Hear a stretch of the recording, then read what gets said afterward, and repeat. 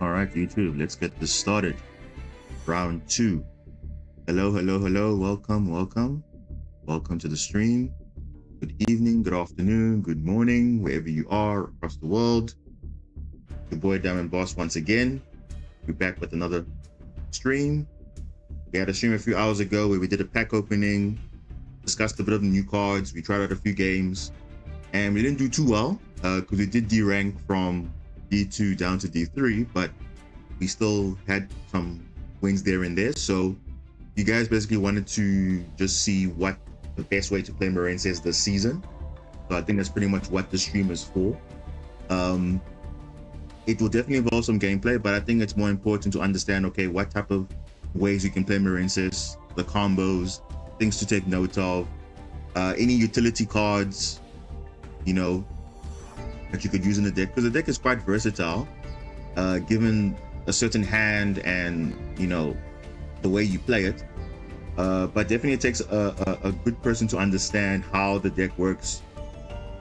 Now, it's obviously not a perfect deck. No deck is perfect. So it does have its weaknesses. Like, obviously, we do lose to, you know, a normal summon, because we heavily rely on a normal summon to start our plays at the moment.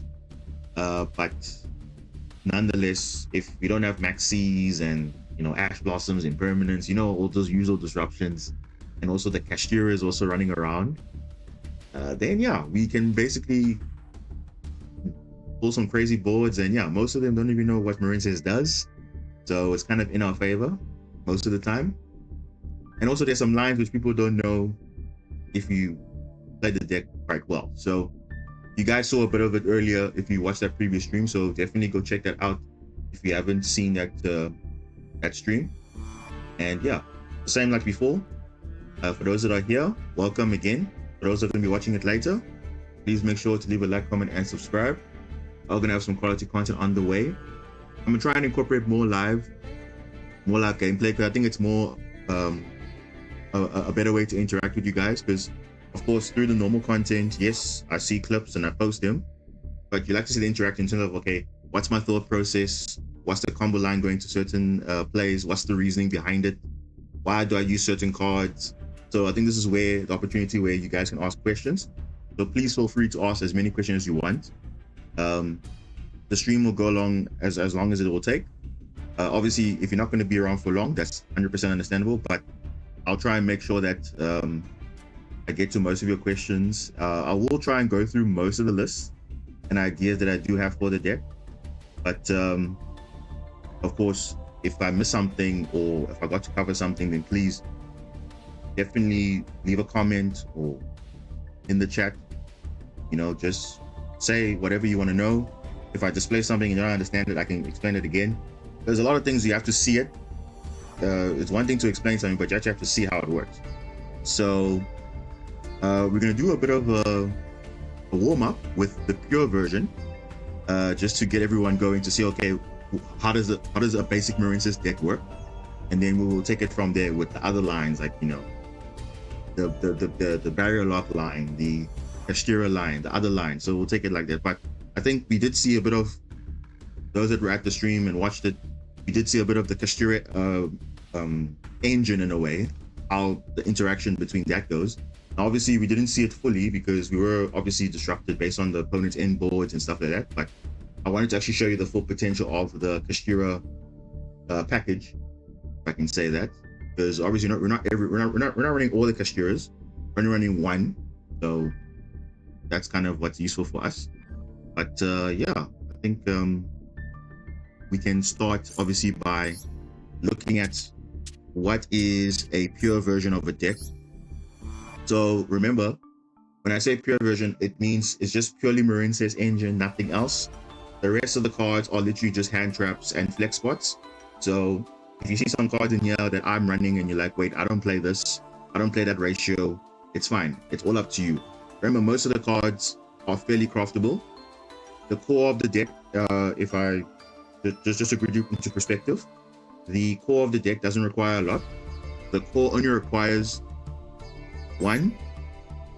Well, when you say something is core, like for the deck to function, so for Marincess specifically, you require one Aqua Argonaut, 1 Koro Triangle, and the rest, obviously, 3 Spring Girl, 3 Blue Tang, 3 Seahorse. That, and 1 Wave, 1 Ocean, 1 Dive, or 2 Dive at a minimum. That's essentially the core. Everything else, oh, and also 2 Blue Slug, 2 Sea Angel, 2 Anemone, 1 Crystal Heart, 1 Marble Rock, right? But in terms of URs and SRs, you'll see the deck's not actually that expensive. So everything else you'll see, it's literally just your own flex spot. So we're talking about obviously the hand traps of choice, other utility cards, like your Dark Rulers, your Triple Tactics Talent, your Cyclones, your Book of Moons, evenly match. Those are your flex spots, and even the ratios as well. Some play 1 wave, some play 2 wave, some play 3 wave. It really all depends what works for you. But I think 2 is a perfect number, but 1 is also fine too, because it is searchable. So it's not really that bad of a deal. But obviously nowadays your stuff gets negated. So it's nothing wrong with hard drawing it. Then it's just one less thing to worry about. Nothing wrong having double wave. So that's a very important thing you must remember. Also, you'll see I'm not running Maxi and I'm only running 1 Ash. And people are thinking, what? That's crazy. Why are you not running 3 Ash, 3 Maxi, 2 Call by the Grave, only running 1? Remember, I'm one of those free-to-play guys, and I'm not worried about like crafting so much UR just for, you know, for what? It's not, for me, it doesn't fall part of the engine. So I don't personally run Maxi because I feel like it's a very imbalanced card, the way it's designed and stuff. I feel like it's not healthy for the game, especially in the best of 1 format. It's definitely not healthy because most of games are based on, okay, whoever like resolves Maxi pretty much has a chance of winning the game, a high chance that is, and that shouldn't be the case, because now I should be able to play my combo, you play your combo, and whoever outmatches the combos wins. That's pretty much dueling, right? But Maxi pretty much kills the game, because let's say your opponent goes combo turn 1, a full combo off with all the negates and everything. Now you come in with your god tier hand turn 2, but only to kind of, oh wait, this guy has Maxi by the way. So on top of trying to clear his board, you're also going to be getting card advantage, which for me that's not balanced. So you can definitely play Maxi if you want to, but I wouldn't always rely on it too much, because obviously yes, you can draw cards, but if your opponent has 5 million negates, drawing 20 cards doesn't really do anything. So that's why I personally don't play it, and it's more rewarding if I can beat someone who plays Maxi and draw so many cards and still doesn't win, because that shows that you actually are not relying on a certain card, you're actually using a bit of skill. So yeah. Then Ash Blossom's the same. It's a good card, it comes up, but sometimes remember, you don't want to be drawing too many. I mean, hand traps are good, but what if you have the worst case scenario of drawing just hand traps only and no name? And when I mean no name, no Marincess name. So not even a Mandarin or a Basilima or Spring Girl, like something just to do something, because you can have 3 Max 3 Ash, it will probably get negated. So what are you going to do after that? So personally in the past, I never used to run hand traps, but people wanted to see, okay, but now trying to incorporate a bit of hand traps just to, you know, have a fair chance at least of doing something to interact with your opponent, because that's really why they're there for, to interact with your opponent. But I just felt, okay, no, it's fine. I'll run hand traps, but not many. Even Imperm, you see, I only have 2 Imperm because, again, I crafted 1 before. There was a free bundle. I'm not bothered crafting a 3rd one because I'd rather have a wave, which is more useful than me getting in the 3rd Imperm, because this is activatable from the hand. The Imperm is not. So at least the wave has more effect. So it's more beneficial to get another wave than crafting a 3rd Imperm, for example. And 2 Imperm is totally fine. So again, my list might not be the most optimal list, but it just goes to show you that, okay, it requires good understanding of a deck and how it basically functions. So another example is Splash Mage. You'll see it in most deck lists, but me personally, I rarely summon this card. It's because of the lines that I summon, the cards that I put on the field. I don't think about, can I make Splash Mage, because that's not a good option for me, because if 1, it locks me out of Cyberus monsters for the turn. So if I want to think about, let's say turn 2 going Zelantas, I can't do that because Cyberus is locked. So my priority is, okay, cool, turn 1, what can I do based on my hand? Turn 2, what can I do based on my hand? Because either breaking boards or you're going for game. That's pretty much what the end is going second. Going first, it depends what your hand is. You can make fully unaffected Argonaut, or you can go Bubble Reef control, you know? So really depends on what you're doing and what your hand is. So, and remember guys, every deck breaks. Even Kashtira now, you see now their new cards were released. Not everything was released. So they're kind of relying on other cards to kind of make it kind of, you know, playable. I've seen Adventurer now, Kashtira. After the team, I played a few games. I saw and people playing Adventurer engine. They're playing so many different engines of rank 7 turbo just to get to, you know, their Kashtira is running functionally. But the deck is really not at full power as people thought it was going to be. But then again, that's a move on Konami's end. But in any case, but Book of Moon is still clutch against them though, because their effects are still quite nasty on field. So I think running Book of Moon is definitely a better option, because remember, it doesn't lose to Ash, unlike Book of Eclipse. You can also play Swords of Concealing Light. That's also another one. But that's a continuous spell. So again, it's not a quick play. So you want to have cards that are utility. So Book of Moon is more of a versatile card versus the other ones where it relies on either going first or whatever. So yeah.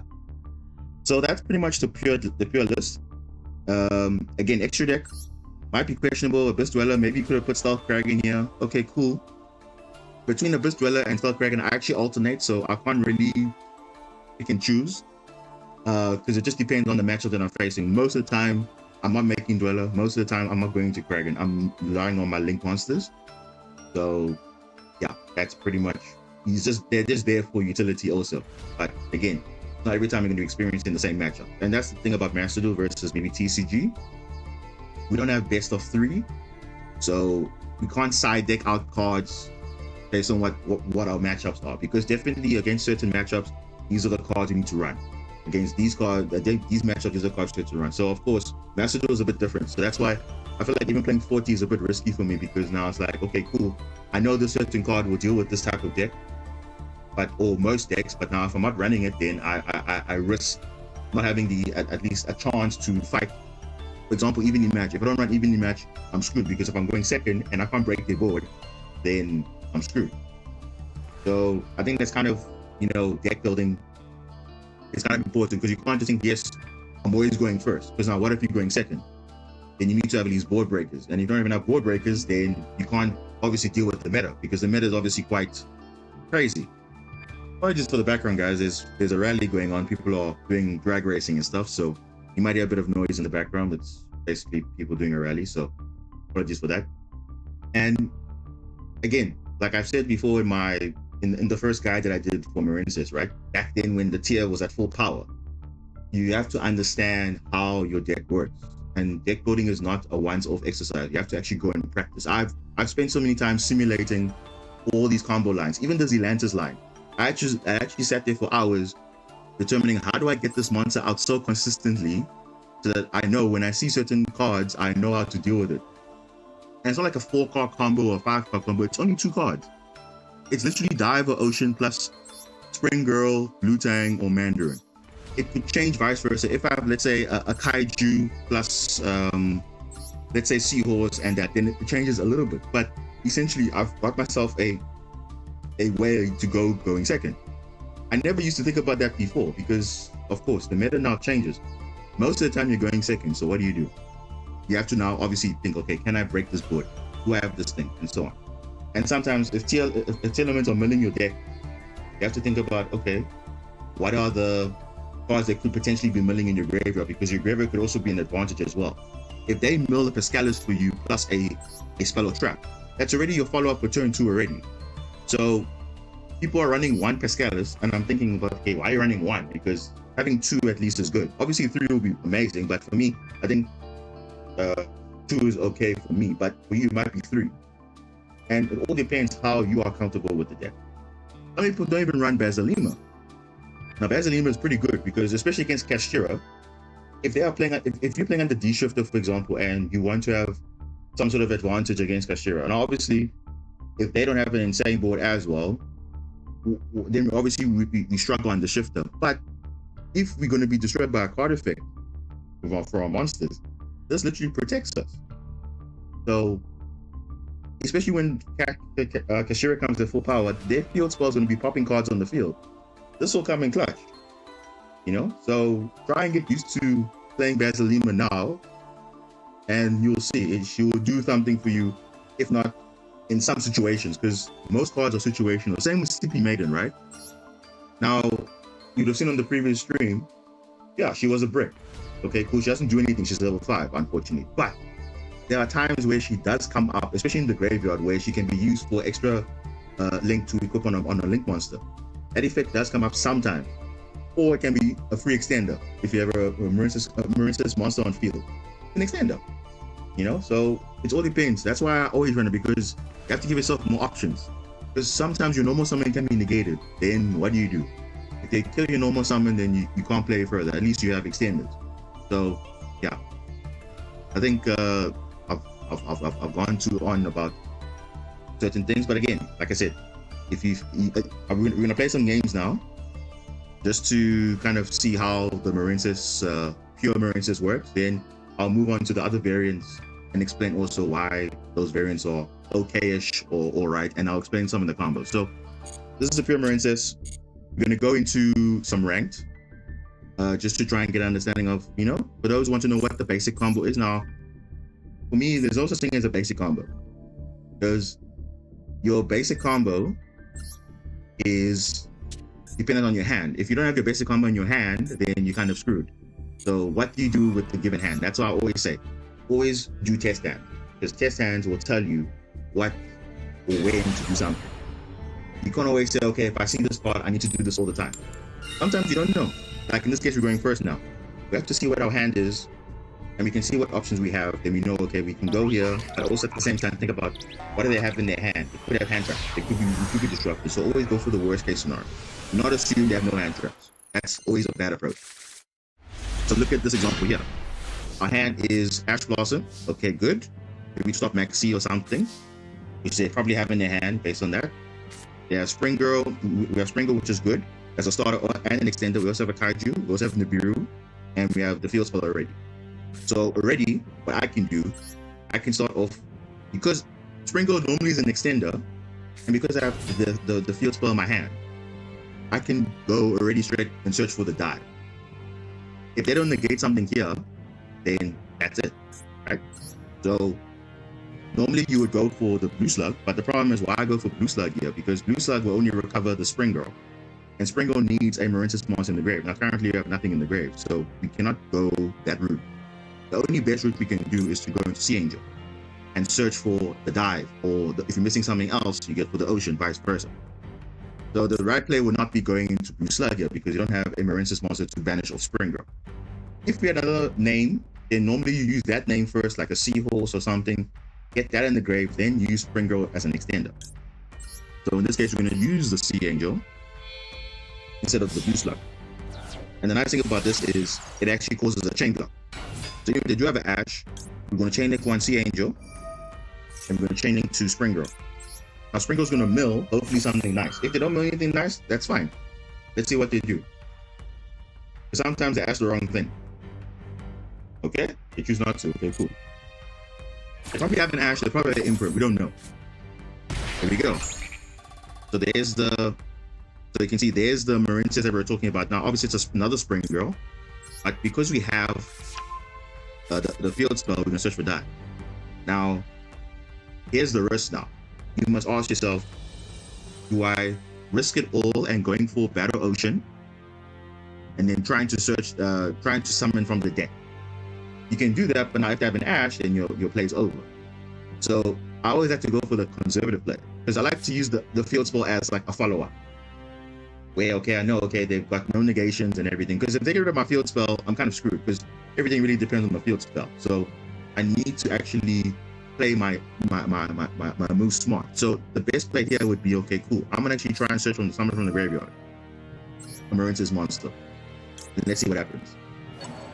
Because he's probably expecting me to go Ash or an Imperm or something. He could have a GD Crow, we don't know. At least we have an option, right? So we just have to see what happens there. So in this case here, we can either go Splash Mage, or we can go Crystal Heart, or we can go an enemy. I like going for an enemy because at least it'll give you a body on field. Because if Splash Mage gets negated for some reason, then I'll play stops. At least if an enemy goes to graveyard, we get a Marincess card back. So I know I'm happy with that. The opponent is want to do something, I don't know, maybe he's gonna imperm or something. If he imperms us, that's fine. At this stage, it's totally okay. Even if he does nothing, it's fine. Right? So I went for the Spring Girl instead of Sea Angel because remember I want to get the Link 1 in the graveyard. So hopefully try and trigger something, you know, get something off the opponent.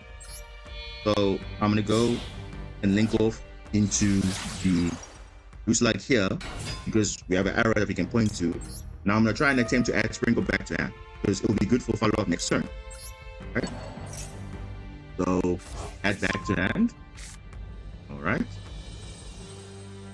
He probably has an Imperma Ash. That's fine. We're not worried about that. As long as you know we have the field spell in our hand and we're pretty good. So the next thing to go is to go to Coral Triangle because Coral Triangle is good for the follow-up turn. Follow-up turn in the sense of we can actually recover 2 Marincess monsters, Link monsters specifically, who equal Link rating of 3. So that's a nice effect to have follow-up in case our monster gets outed in their turn 2 or whatever. Then we can use Foreign Enemy's effect because it was sent to grave.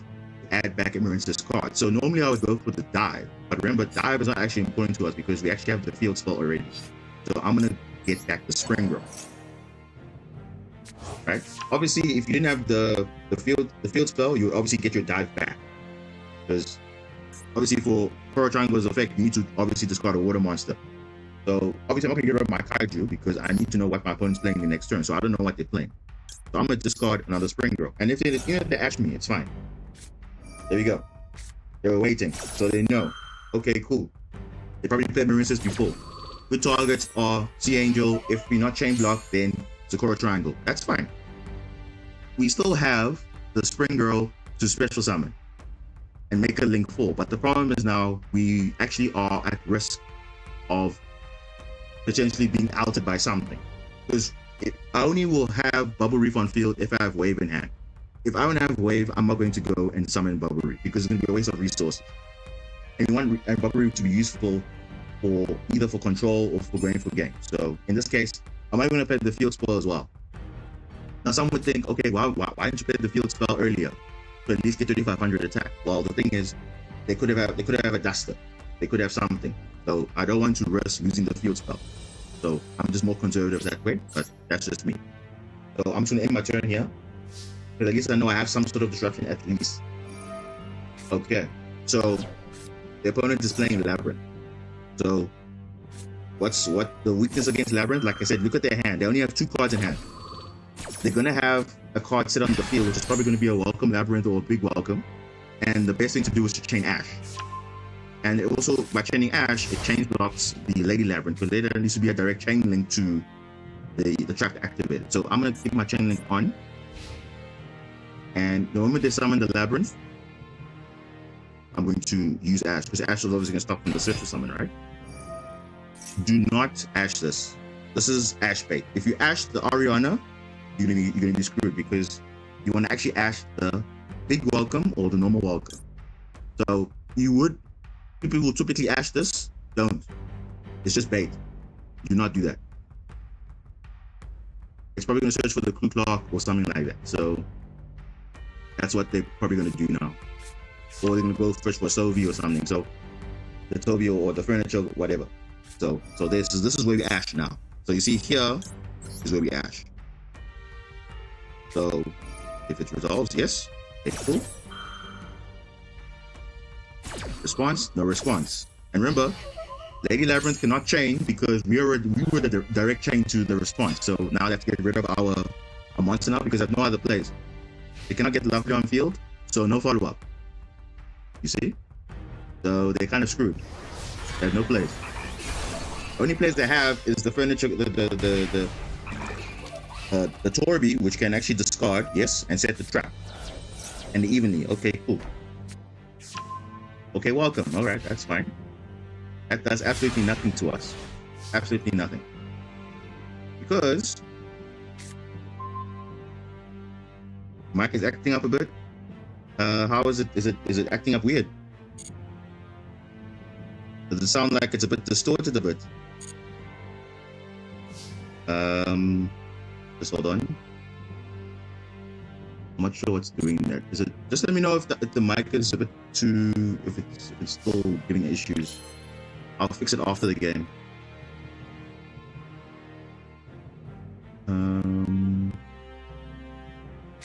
Let's see.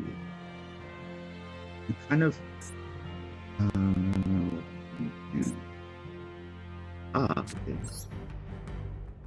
But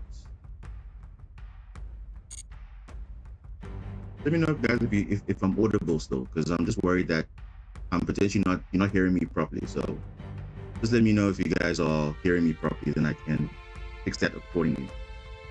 Okay, so our play here is the big welcomes in the graveyard, and he's a level 8 fiend. So I'm going to trigger. I'm going to set this to the graveyard. So I don't want big welcome to activate. He has to use the big welcome now. Yeah.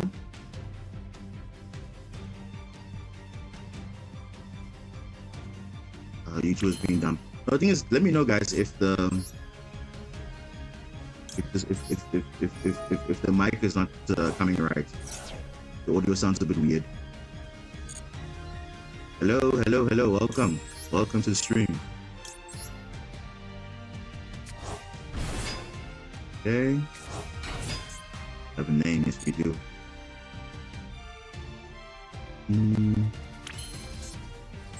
Okay, summon Spring Girl.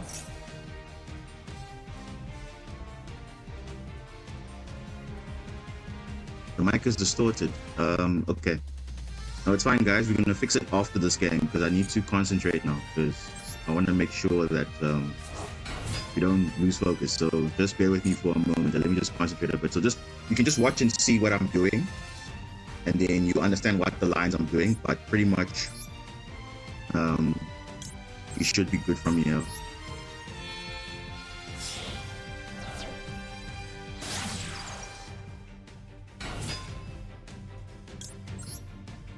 One, two,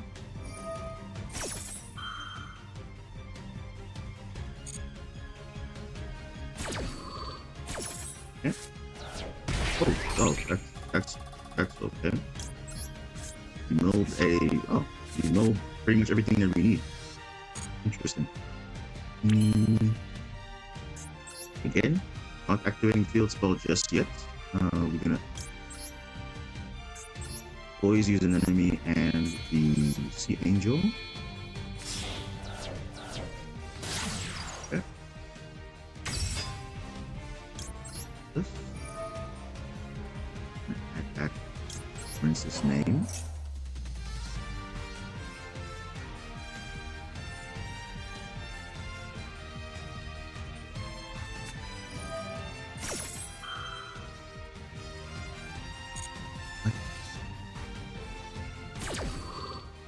What are you doing? Hey, summon. Okay.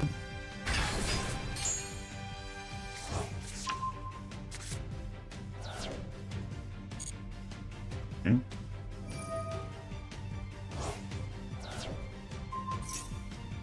Oh, okay. Okay. I see what he's doing. Okay, so I'm saying the big welcome was in the graveyard, so he was waiting for me to summon the Link 3. Okay.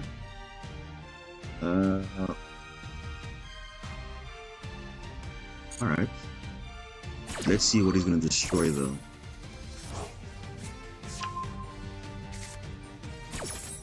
Remember, we have a normal summon, so we can actually get the Link 3 back. We didn't activate the effect yet, so.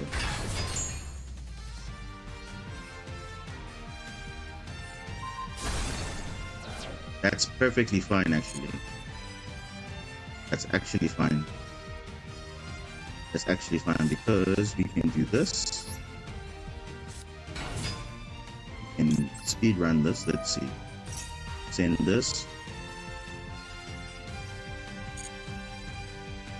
Same in this.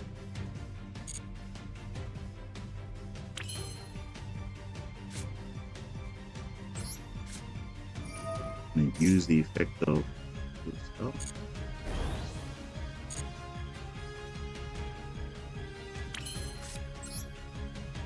Okay.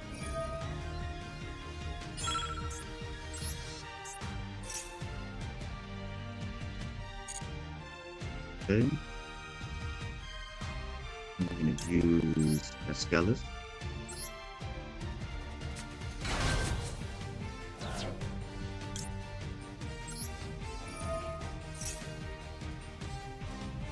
Let's see if we can try and pull this back.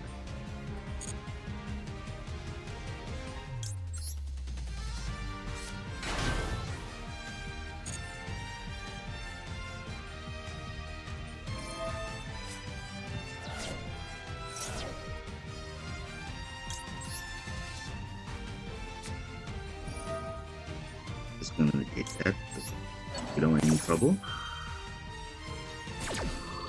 Yeah. Because if you banish this field, you won't have any recovery after this, so I think we can just do that.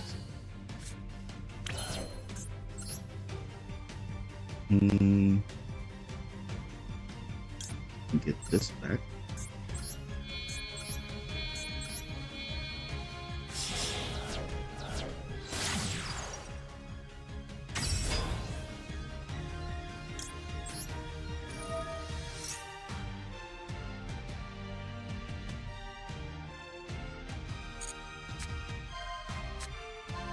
Here we go. Oh, perfect. Look at that. You get a nice extender. Nice, nice. Let's get back the spring girl. Actually, do need it. We're rushing for time, so we need to do this.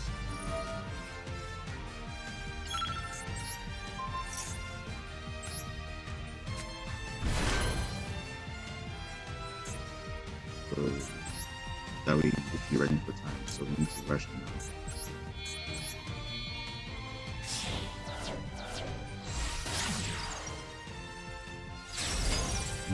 Okay.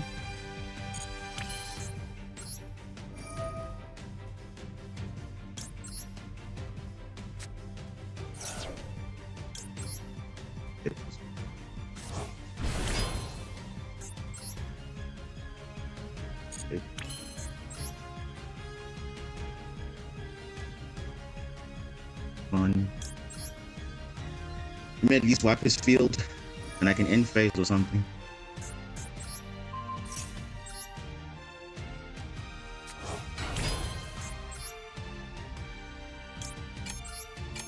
Oh boy.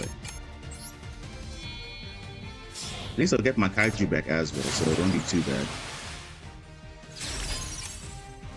Wipe his field. Hold on. Yo, what? Nami, come on, quickly, quickly, quickly. Quickly. Go. We make it. That's it. That's it. Let's just stop. Does he have a follow-up to this?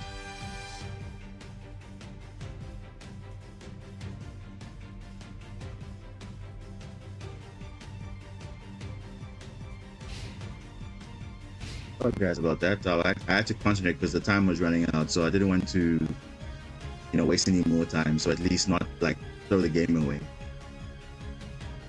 At least his monsters are not coming back. So yeah, almost, yeah.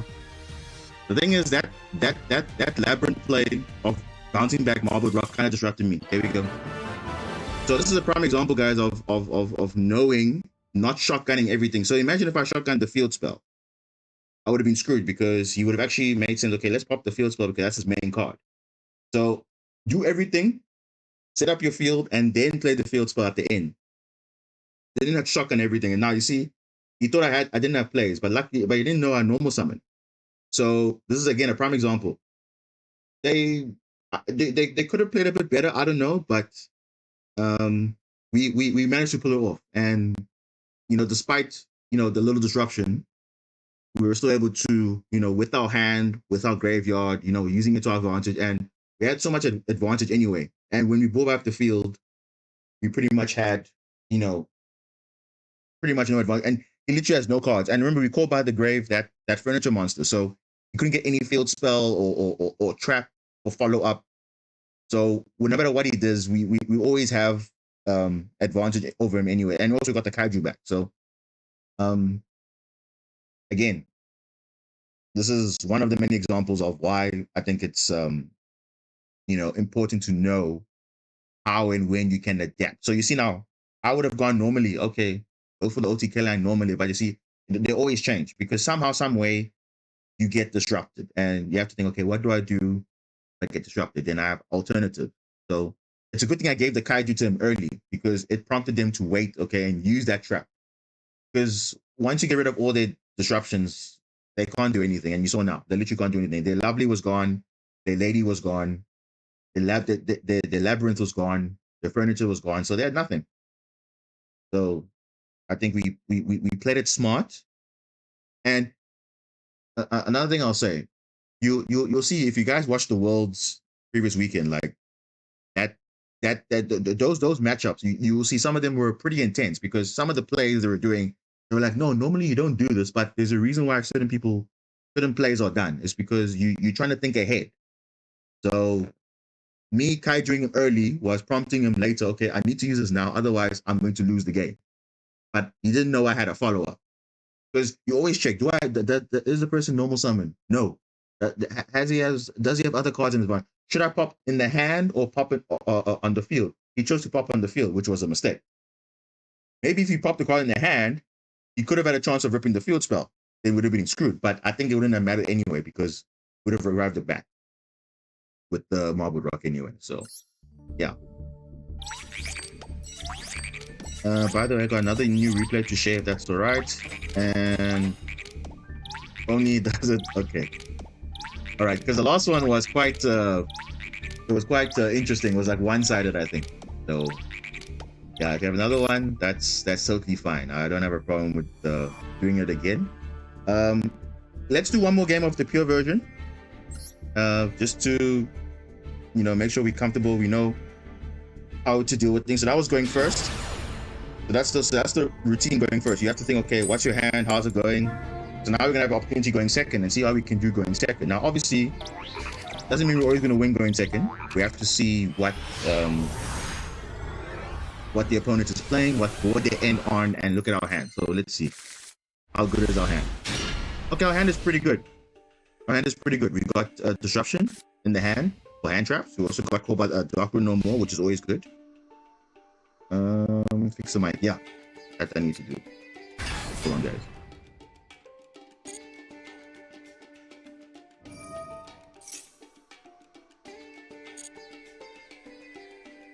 While the combo's off, I'm gonna fix the mic.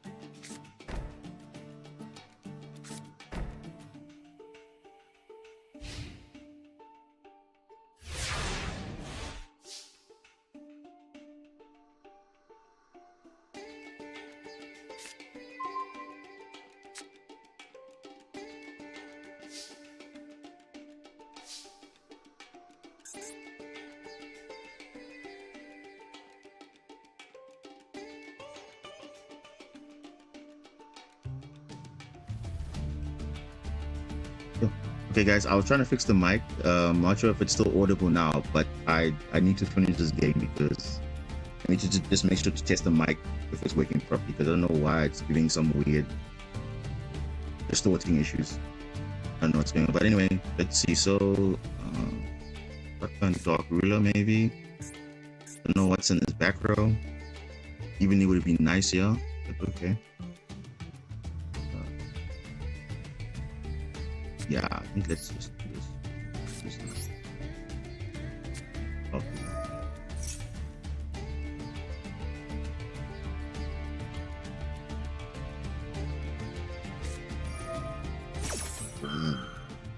Macrocosm.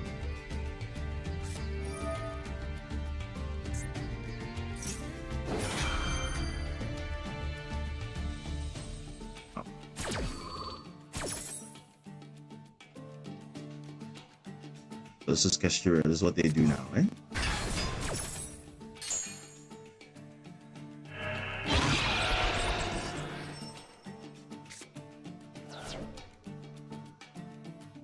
So we are kind of screwed because we can't do anything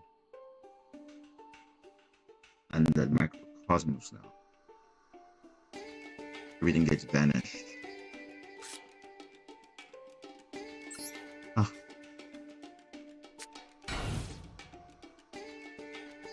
No, it's fine, guys. Let's just skip this because we know what's gonna happen.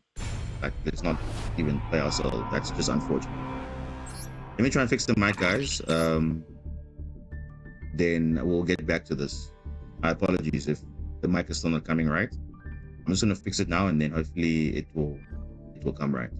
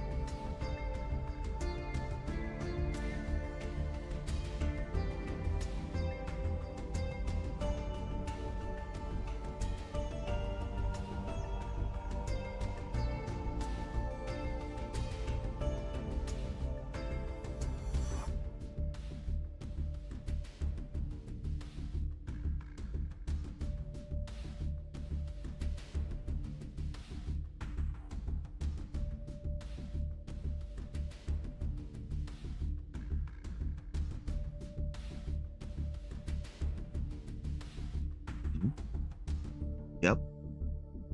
We good? Yeah. We good? Yep. We good? My quality good? Yeah.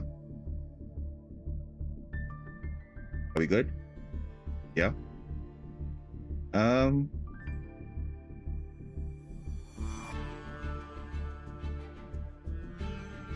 Still good? Yeah. Still good? Should be fine. No. What? Okay.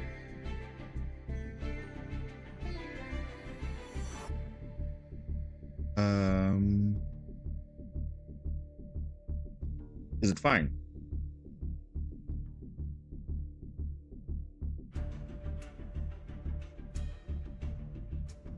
I'm just gonna put it back to the stream and see if it's gonna work. Could be okay. I think. Stream, just let me know if the mic is good.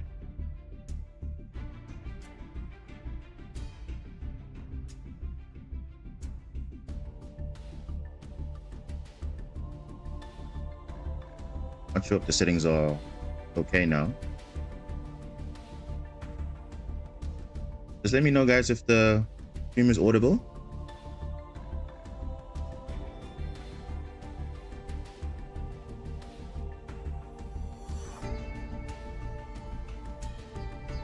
Do you need the ID again? Yeah. I don't remember it actually, so maybe I'll actually just follow you, then it's easier to just do it. Yeah, we can look at that replay.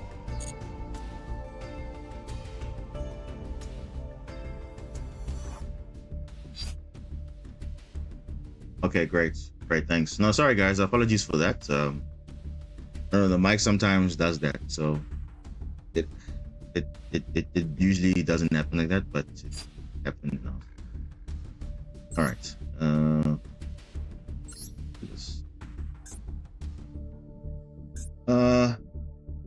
Give me the ID again. We can get back to the main agenda.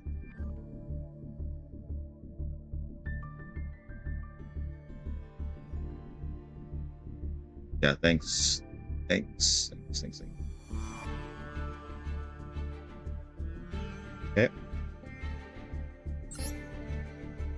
I'll literally just follow you also so that it's easy to find you.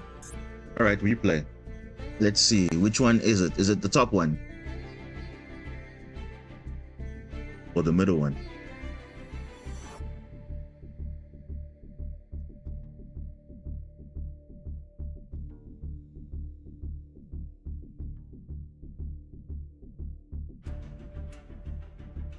The top one.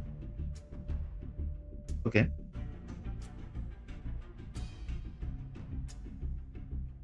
All right, let's do the top one.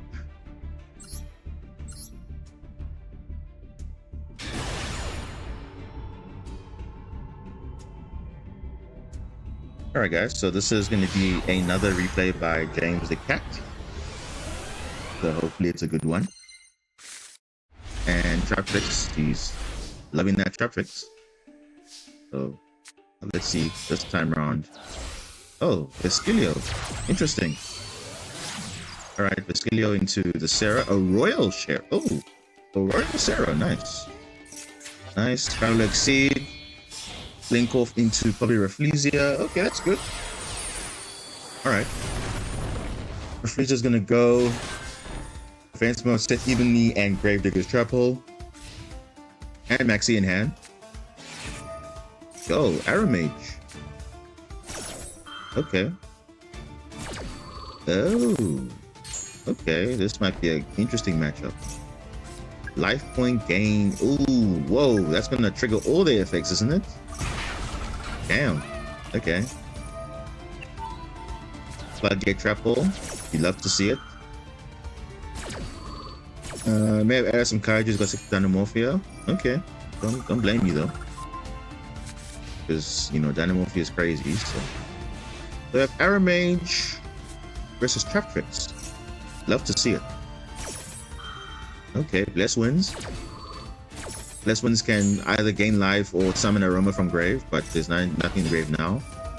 Mamelio's gonna pop the Blessed Winds. Traptrixer is gonna activate again to activate another Holteo. Okay. Link off into the Adipus. Okay. Interesting. Alright. Gonna probably negate cards on the field and probably destroy one of them. Yep, with the Zero Trap in the grave. Mamelio again. Almost summoning this time. Link off into access code. Oh. Okay. Royal access code, guys. Wow. Sucks. Nice to be you, actually. Royal access code. You love to see it. You shouldn't lose if you have a royal access code. What do you guys think? You shouldn't lose it because he has a royal access code. Alright, so this player is pretty much on a limb here. He's gonna summon the Remelio, and the Remelio is gonna destroy that card. The Remelio is broken. Not once per turn, infinite destruction, as long as a special summon multiple times. No.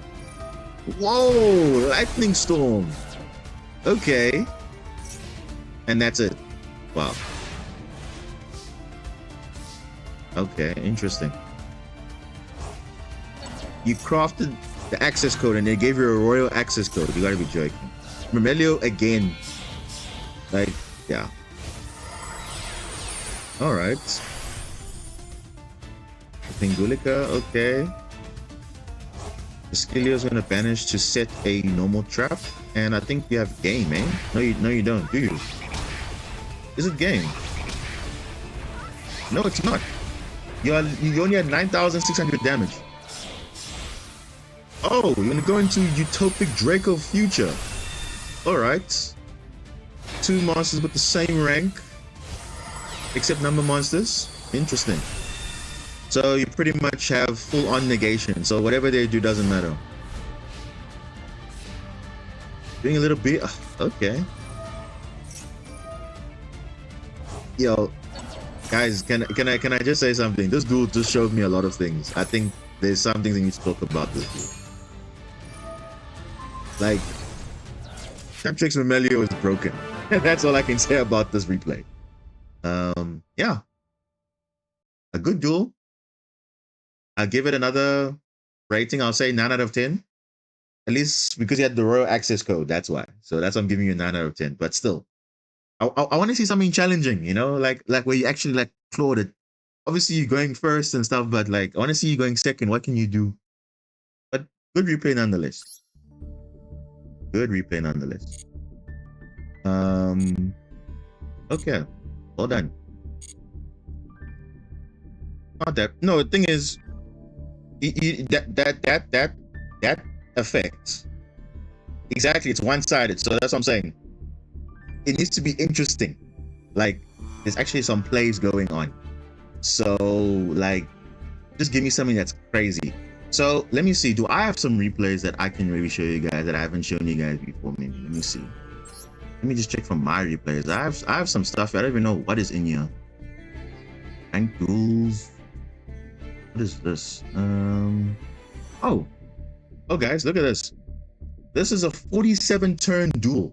Do you guys want to see this?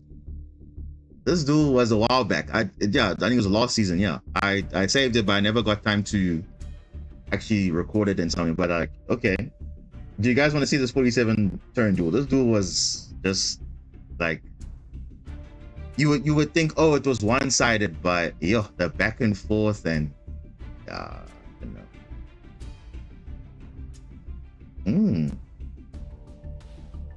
I don't know. Should I show you guys that game? I don't know.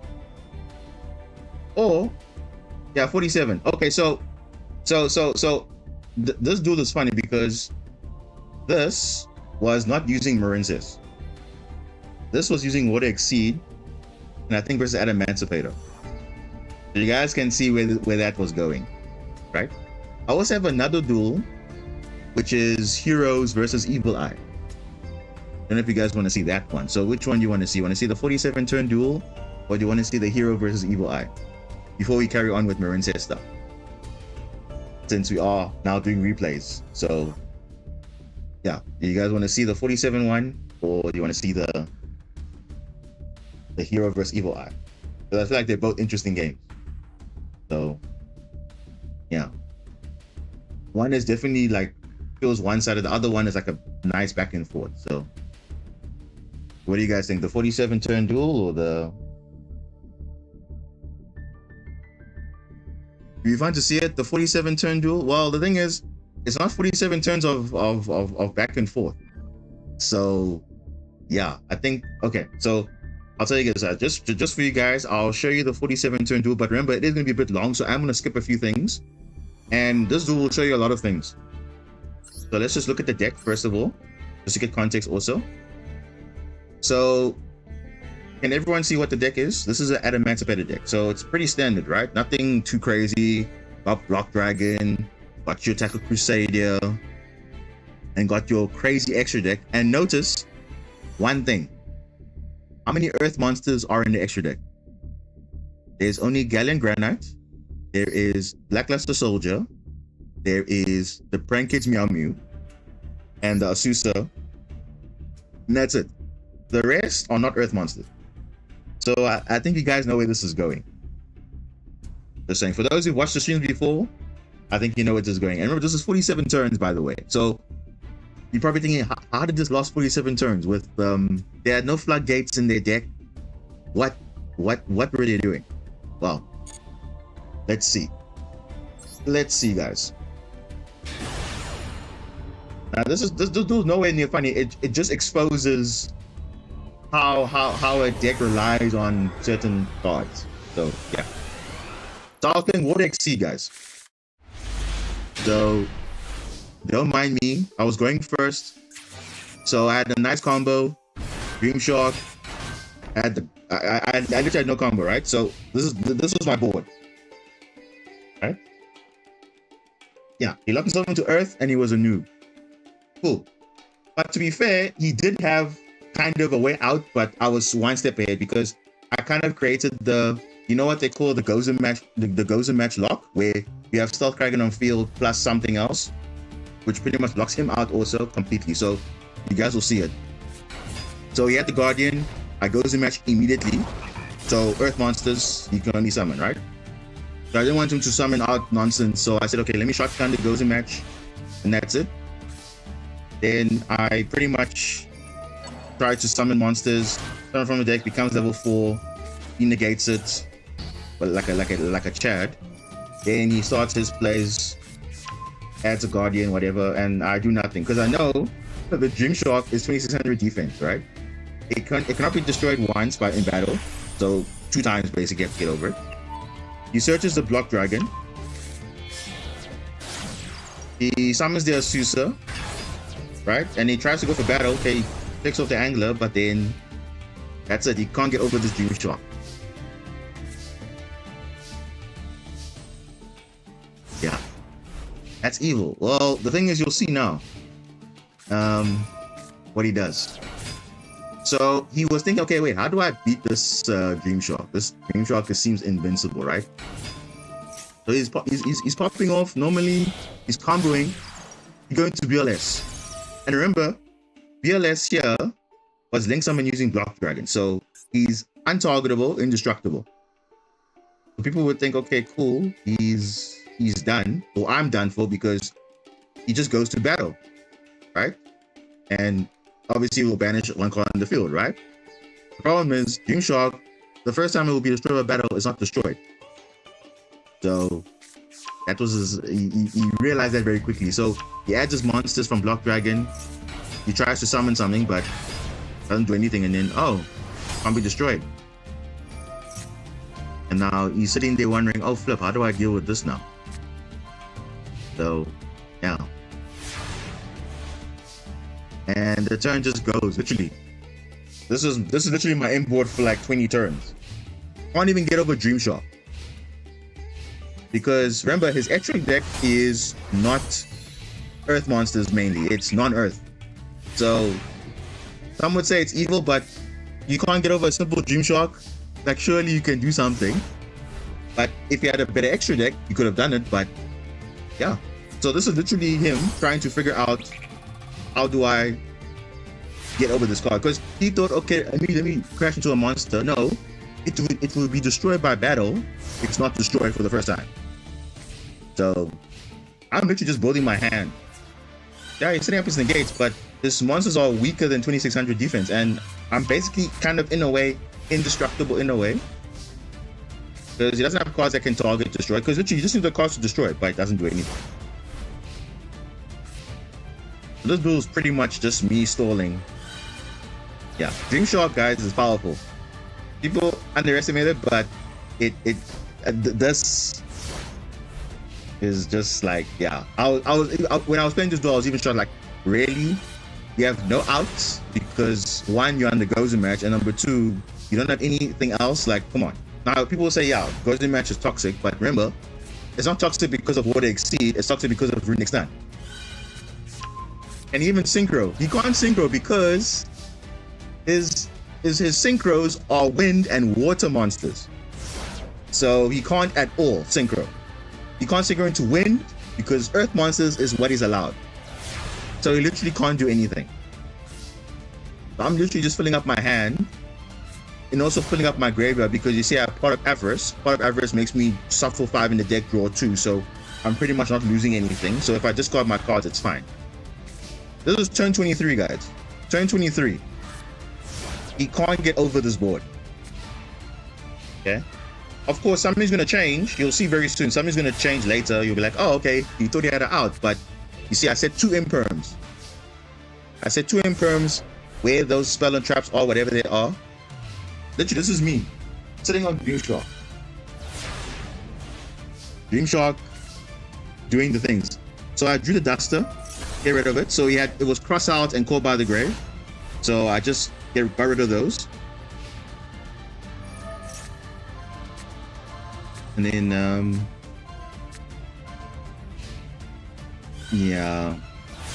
Because someone didn't copy the deck and didn't bother editing it. Yeah, well, the thing is, I don't know what he was doing, but I was just filling up my hand. But the guy had an Ash, like a chat, but I called by the grave. So screw you. Nope. He was like, on the app. Oh, I can use it now. Finally, I set the ice barrier because you know anything could happen. So I said that, and then now he wants to now use his effect because remember, he wants to excavate to hopefully get something that he can use to disrupt. So I said, no, I'm not going to let you do that. And if you look at his deck, 12 cards, I have 44. If you can't see I have 43 cards, he has 12 cards left. So who has the advantage in terms of cards? I do. So even if you have to go back and forth, he would deck out before me. So he's telling me he can't get over Dream Shark? That's crazy. So I had the Kaiju as well. I didn't even bother tributing over the BLS because remember, it also locks me and the player. So I can't summon water monsters on his field because his field is earth monsters. So in a way, Ghost Match does actually protect you in some scenarios, like even the Biru as well. So yeah, just something that you learn. So yeah. Very interesting. I'm just literally drawing my entire hand. I'm shuffling cards in the deck to draw cards. I'm chilling. Dream Shot. 57 turns, guys. 57 turns. Literally can't do anything.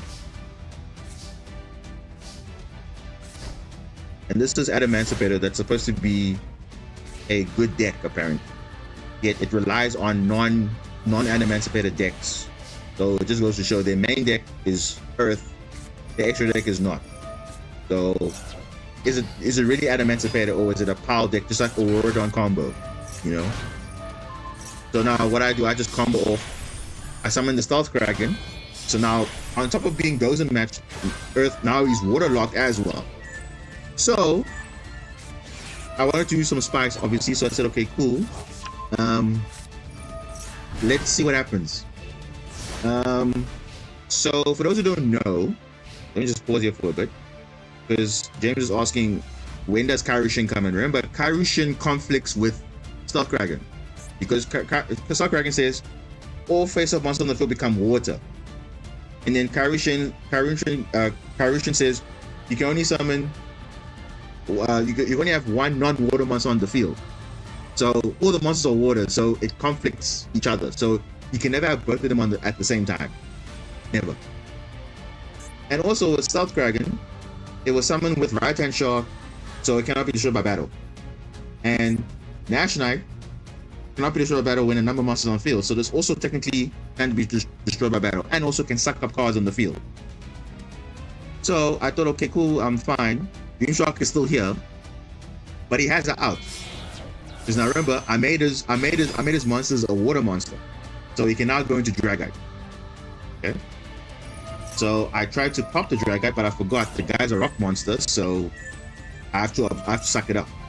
Because Block Dragon protects all rock monsters. So I was like, okay, cool, I just forgot about that. So I was just like, okay, cool, let me just sit and cope. And then there it is. I sit there again wondering, what can I do after that? Yeah, so I just tributed instead. So, not tribute, I just took the card, sucked it up. So, and now since it's one on his field, I can get a Block Dragon, banish it with, you know, the DD Crow I think I had in my hand. So, Block Dragon's out the game. And that's it. The game's pretty much over. He literally he has 4 cards in his deck. I'm burning him every turn. Anything he summons, I'm gonna burn it. So my graveyard is full. I'm getting resources with the White Fit salvage. And this was last season, guys. This when I'm like, you know, playing in between Marincess a bit. He finally has Imperm, but it doesn't matter because it literally doesn't matter. Crankage Meow finally being summoned. Masquerina, oh, finally being summoned. Oh wow, access code. I would think, oh, the game's over, right? Imperm, nope. The guy thought he had outs, and then, oh, Ice Barrier, oh, nothing. So now, 1047, the game's over. And now I'm just gonna go summon. Get back the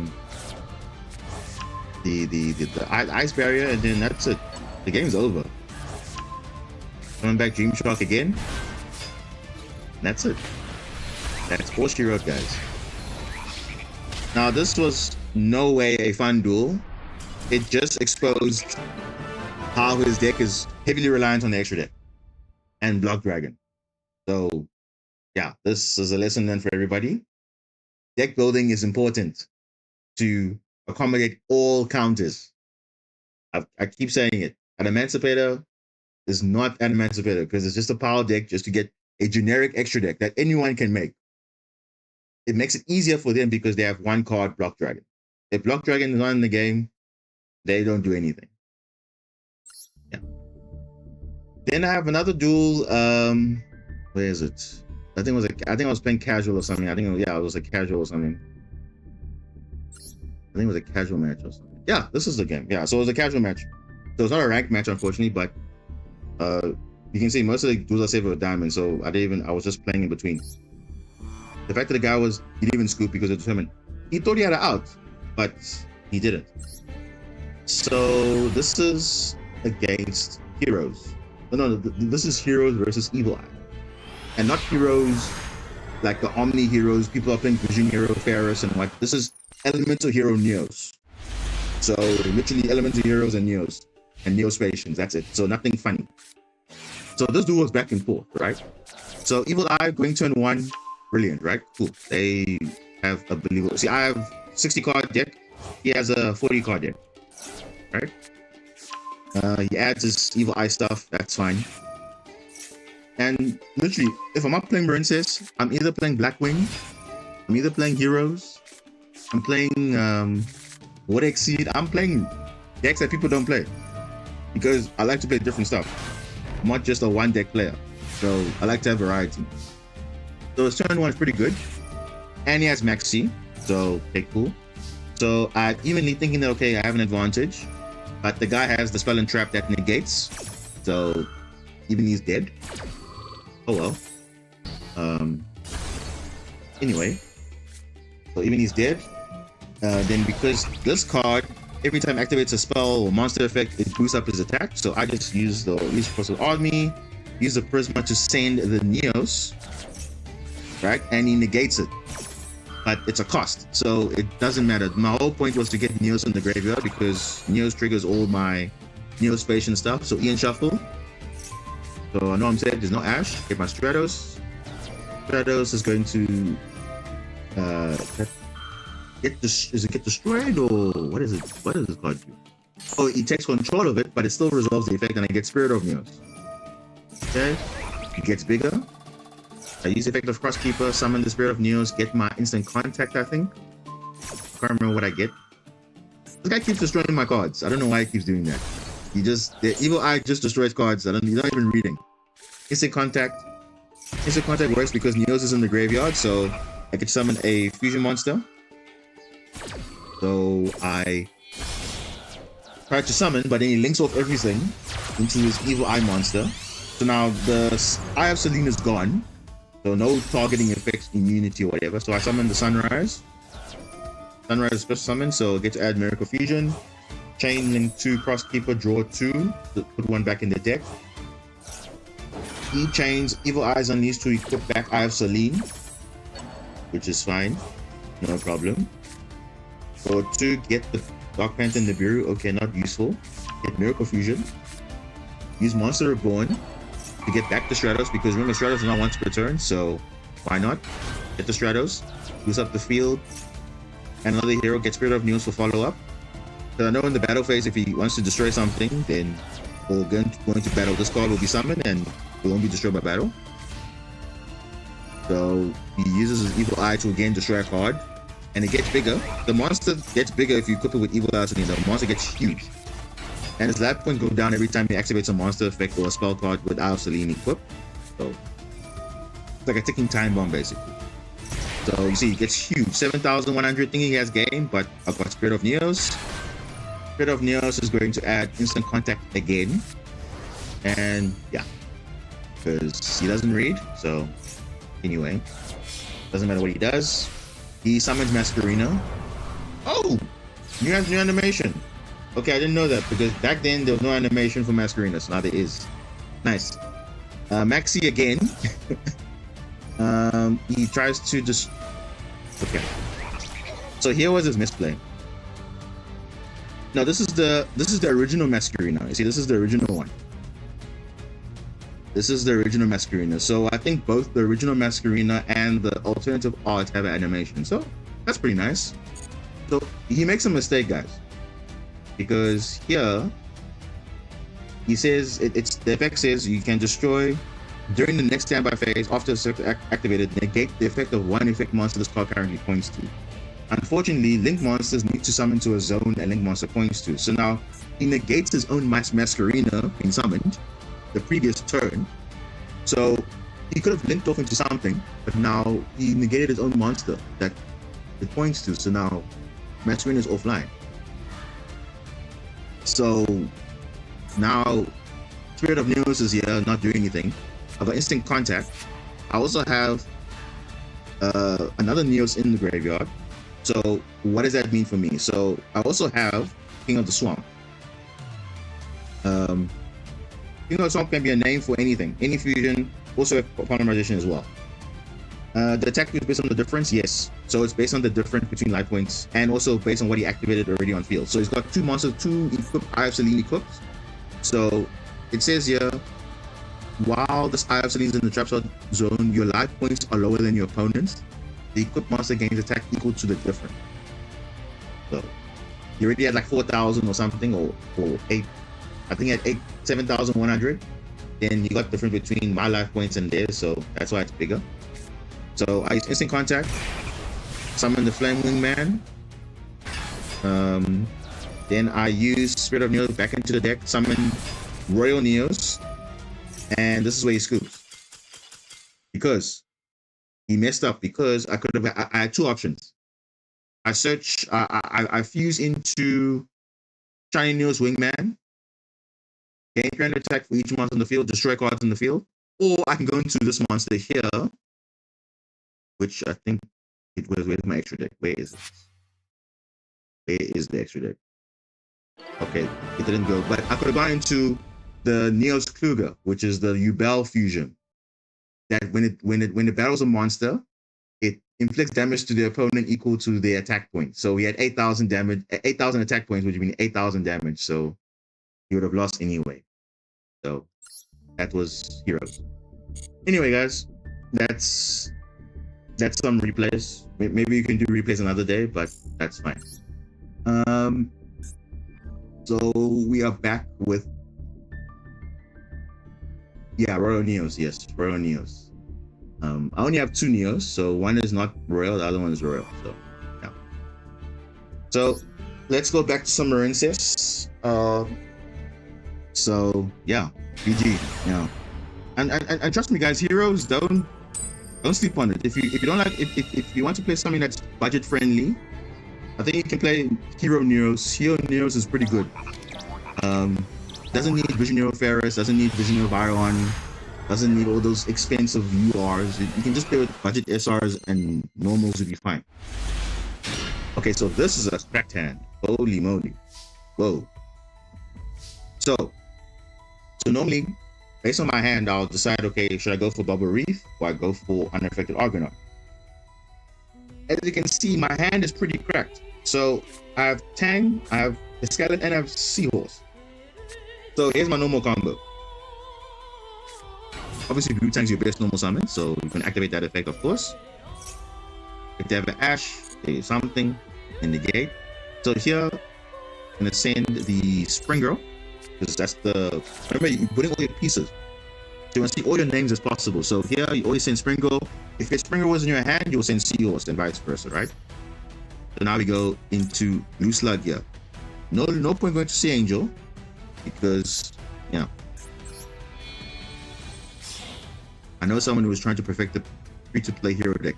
The thing is, free-to-play hero deck is like, it's not bad, but you still have to place quite a few URs to make it nice.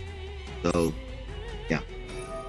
And notice, guys, for Marincess, you see, I chain link one, the Blue Tang, because remember, I want to excavate, I want to protect it from Ash. Because that's actually the more important effect, not actually adding from the graveyard. Obviously, if they have a Ghost Bell, which is not really relevant in this meta now, then yes, you would actually chain link one, the Blue Slug, because that adds a card from the graveyard. But in this case, we're adding back our Spring Girl. So I want to make sure that is the last thing. So I want to protect the excavation effect. You could pull something nice like a Wave or a Dive or Ocean. A Book of Moon, Kitty Crow, Seahorse. Okay, good. More names, more extenders. Good for us, right? So normally the combo would be you would chain link, you would go into Seahorse to make Sea Angel. I don't like that because it's also prone to Ash or whatever. So I like to go Spring Girl effect, because it's, remember, it's turn 1. It's not like it's turn 2 or something. So I like to obviously use Spring Girl, banish Marincess' name, and I go into the Sea Angel this way, because again, both times I'm chain blocking. So in case he has an Ash, I'm playing around Ash. Obviously I can't play around Imperm, but this is a good target for Imperm. Sea Angel is always a good target. So chain link 1 and chain link 2. Yeah. And now he's going down to non-free BURs and 5 SRs. Okay, that's good. But remember, free to play is different to everybody. So if he's able to make it work, I don't see a problem with that. Oh, okay, guys. So Andy pulled a Mandarin from the mill. So we have a choice. We either go Field Spell or we go Dive. So it depends what your route is. So again, always think about the follow-up play and so on. So I rather go for the follow-up play. So my follow-up play would be Bubble Reef. It's not actually Argonaut. Argonaut is not always good in all situations, because remember, people have kaijus, people have ways to out it. Like, though you can be immune, Underworld Goddess is there, so you rather have follow-up. So I'm gonna switch for Dive instead. It might be silly because I have so many names here, but I and also a free extended Mandarin as well, because she was milled off Spring Girl. So you use the effect of Mandarin. So again, use your resources that are there. Don't use your resources in the hand, because you need to think about follow-up as well. So you might not even need to use the Dive. So we're gonna use this to go into Coral, just to get names in the grave. That's all. Literally just that. And then we're gonna go use this effect again to summon any of these links. Doesn't really matter. I'm gonna go into Coral Triangle. Mandarin is just there for link 4 extension. It's not there for anything important, because it's turn 1. If it was turn 2, it definitely is useful for the Lantis OTK line. Add back Spring Girl, because already have to have in hand. And the nice thing about this is we actually need Pascalis in the graveyard to recur back our wave. So if we get Ash here, it's fine. Why is there a Marincess squad named after a fruit? They're supposed to be fish. Really, actually. I think this is based on whatever they're named after, but yeah. I don't mind the names too much, actually. Actually don't mind. You can go Bubble Reef. Which one are you referring to? The one that's named after fruit? Because most of the names are pretty linear, I think. Okay, wait. I have too many cards here. I need to get rid of one. Here, just get rid of a Mutang. We don't need too many of those. Okay, so our hand's pretty good, guys. Bubble Reef Control. What is Bubble Reef Control? It's like Decode Talker Heat Solve for any Cyber's deck. It will draw a card every turn by banishing a water monster for cost. Oh, Mandarin, yeah. Okay. Yeah, I mean, Mandarin's okay, but I don't really have a problem with the name. I mean, there are some weird names out there for other cards, so I really wouldn't complain at all. For a card, Duster, that's good. That's good. For the follow-up play, if they set back row, that's good. Let's see what they have. Old Sarcophagus. You know what this screams? This is Flaunderies or Thunder Dragon. Yep, Thunder Dragon. Oh boy. Special summon? No, I think that's a fake. If they activate from the hand to special summon, that I'm gonna negate. Let's see. Thunder Dragon. Let's see. So against Thunder Dragon, their main goal is to obviously summon Thunder Dragon Colossus to prevent your opponent from adding cards from deck to hand. Oh wait, it's Thunder Dragon Link?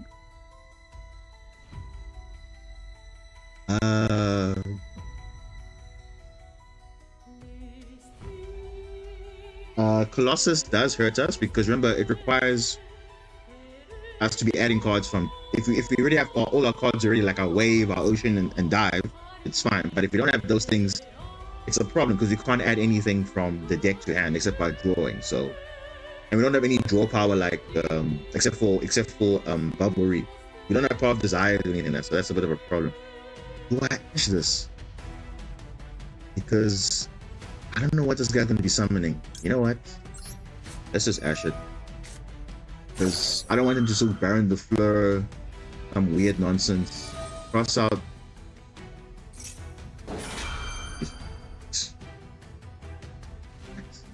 Cross out Designator.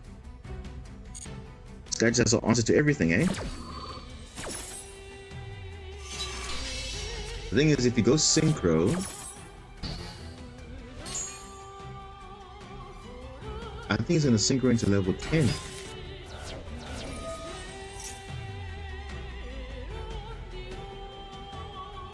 It's fine. What are you going to do? Probably going to Synchro into level 10, but what is he going to Synchro into? Baron the Fleur, okay.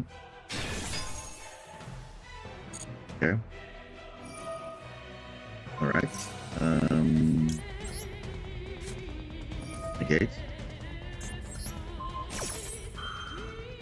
That negates. Yep, that's fine. So the gate is used up. That's good for us. So Colossus does hurt us. Yes, it does. If you have to summon it, because we can't add cards from deck to hand, and most of the decks in the game rely on adding cards from deck to hand. Let's steal Duel Swirl. Is he pushing for lethal? What is he doing? I think he's aiming for lethal. And you know what's funny? He has exact lethal, eh? Yeah, it's unfortunate. I was fearing that he was gonna do something funny, but I guess he knew exactly what he was doing. Oh well, there's a So the cross-out designator kind of hurt us a bit because obviously he had the counter to it. The better play probably would have been to negate the Thunder Dragon before the Rocket Dragon was sung, but okay. It is what it is. I mean, you obviously can't counter everything. It is what it is, right? It is what it is.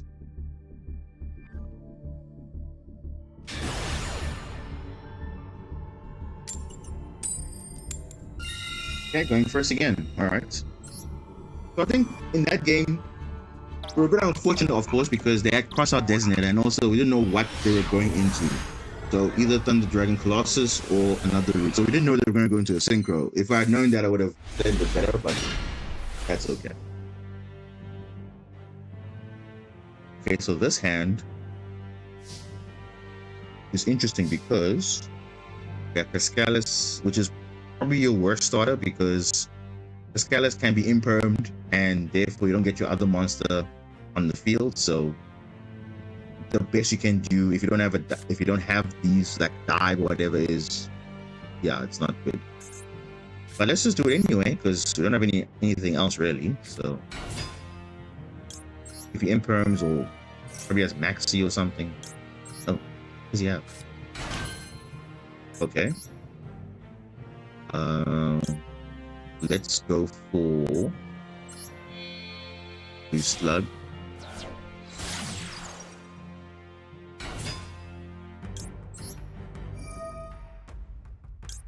Okay. No disruption. That's sort of weird. Yeah. Let's try and go for.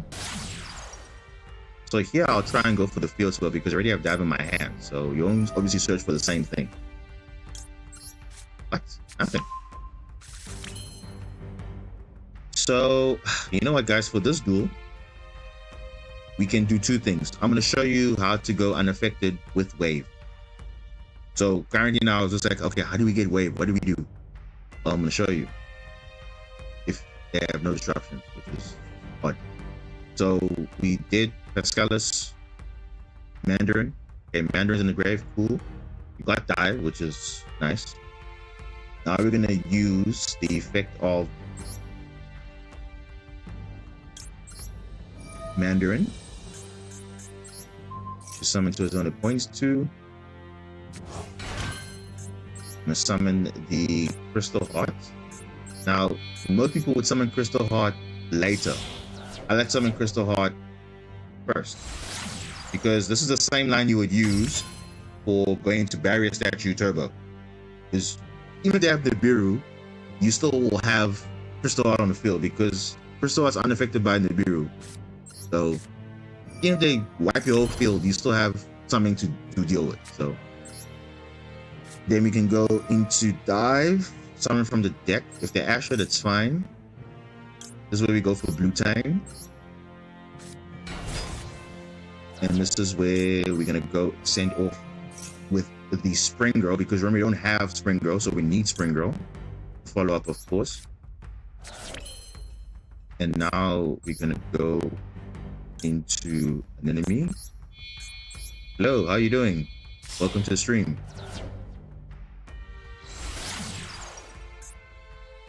The enemy's gonna summon. Use Blue Tang's effect to activate a card. Something nice. A Seahorse. Love to see it. Nice extender. Always good for follow. Now we're going to use foreign enemy's effect to revive a monster from grave. Be any of them. Doesn't matter. So normally, if you're doing the barrier statue in route, you would actually summon the barrier statue over here. Then afterwards, then you go your Argo, right? But then obviously you won't have your wave. So you need to have two Marincess monsters, at least two. So that's why I do this play first, so that I see, even though Crystal Heart is sitting there on top, an extra monster them, I at least can go into wave. Then I will have wave plus unaffected Argo. So that's my route that I would go. But only because my hand was possible. So normally it's two Marincess monsters plus Diver Ocean, then I can full combo. That's pretty much what I would do. And yeah, seems like we have a pretty good hand. discard the Pascalis to be used for follow-up. Recur back a dive or wave. And yeah. I would just go unaffected Argonaut and let's see what happens. Because normally I don't go into Argonaut, it's very rare. Very, very, very, very rare. Let's see what we can do this time. Going with Argonaut. So what do you equip normally? Normally you equip the monsters that are crucial for follow-up. Because you don't want people banishing your cards from graveyard and stuff or shuffling into the deck. So normally these are the cards I always actually equip if I can, like these three, but it can be anything. We'll set the Imperm, because that's not, again, activatable from the hand, so, and obviously keep away from hand. And then that's it. That's your turn 1 Argonaut unaffected. But you see, it's only because of a 3-card combo. 2 Marincess monsters and a Diver Ocean. That's it.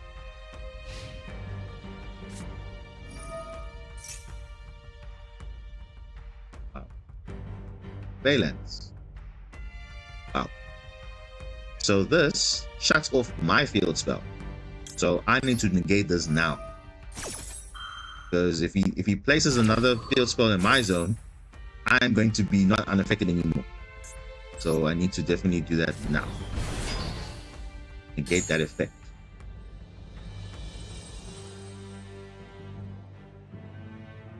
So you can't evenly match. You can't.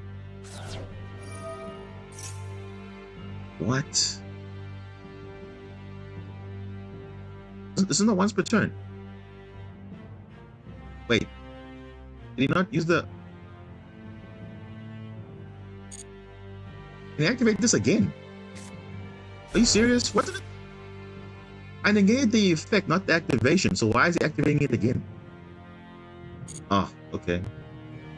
He had 2 fields. He had 2 of the same. So this... The activation is not limited though. All right. So, yeah.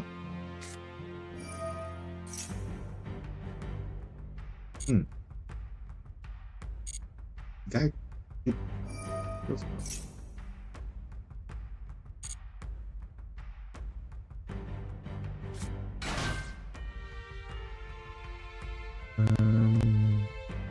If someone uses Underworld Goddess or Close Will or Chimera Tech Mega Fleet to tribute your monster, Aqua setup, what options would you make come back? So I'm saying the equips are always important. So normally people would not equip, for example, an enemy, right? An enemy, if it goes to grave, recurs a monster back. So normally I like to use the graveyard effect of Coral Triangle to revive back 2 monsters, and then I can at least make my plays from there if I'm, going follow-up turn. And normally that turn will be OTK if I can somehow deal with the Underworld Goddess or Mega Fleet or whatever. So that's normally how I would do for follow-up. So it really depends what the opponent is playing. Because remember, Underworld Goddess is in the gate in the graveyard.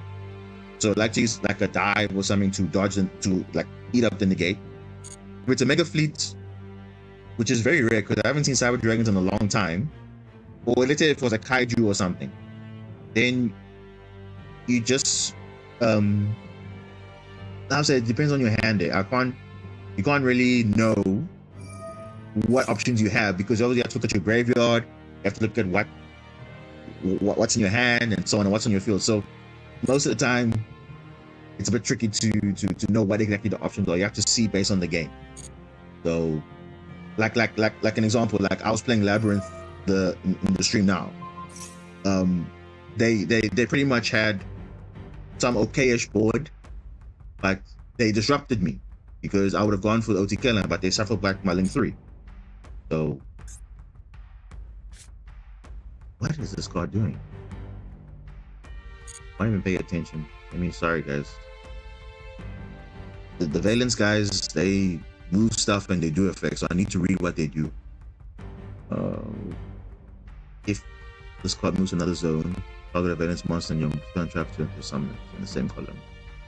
You kind of messed up there because they're in the same column, so you cannot summon this monster. So what are you gonna do?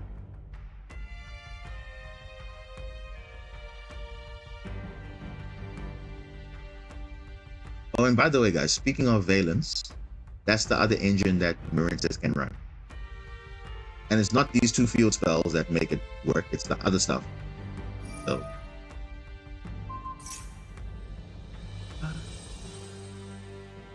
what? Okay, you know what? I need to make this. I need to stop this now.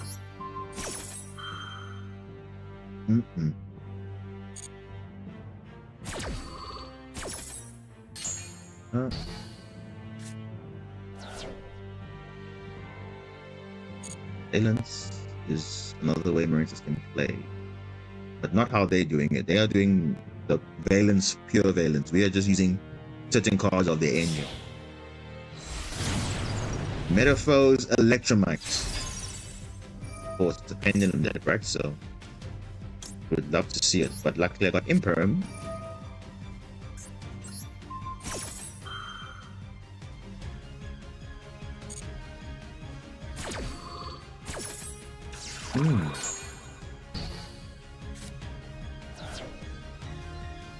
Okay.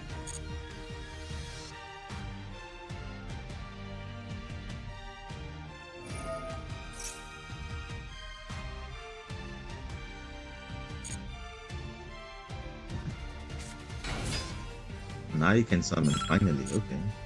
Interesting. You place one face of pendulum as in your pendulum zone. That's insane. Okay. You have two cards in the field zone. Okay, so you just got the monsters back. Okay. Like literally nothing happened. He just linked them off and they just came back. That's insane. But what is he gonna go into?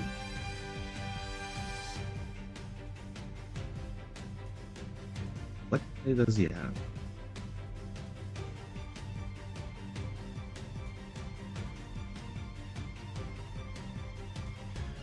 What phase does he have?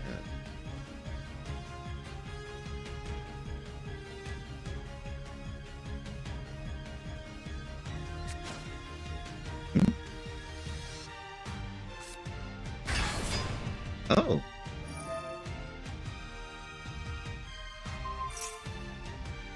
Oh, come on. This, seriously? This card. Yo. Right, so there's my follow-up gone because Pro Triangle needs to be in the graveyard, but now it's going to be in the deck. So now we can't do that play for follow-up. Yep. So, yeah. There goes our follow-up. But it's not the end of the world because we do have our field spell in the graveyard. So I don't think it's a big issue. And we do get it back from... Wait, what? Okay, so you know what Marincess does because Koro needs to be in the graveyard to trigger to return a card back. Smart. What?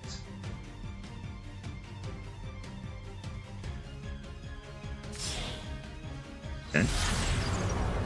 Masquerino. Okay. Is he going to an Avermax or what is he going to? Hey, what?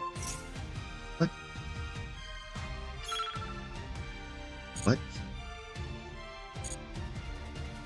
Oh, he tried to... Oh, he tried to place in the spell and trap zone, but remember, I'm unaffected because of the Marincess wave. So he tried to bait me, but nope, didn't work. In phase. So we pretty much win this turn. Is that what you're trying to say? Yeah. We are winning this turn, guys. That's all I'm gonna say, that we're winning this turn. Literally have everything we need. So Pascalis, do your thing. Get back the field spell.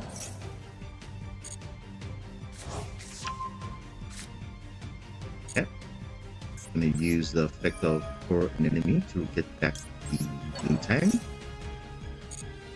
Okay.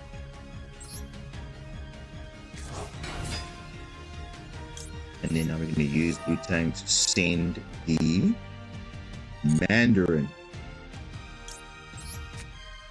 Yep.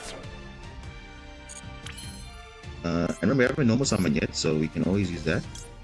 Go into Marbled Rock. So you see the line is a bit different here, but will give us the same outcome.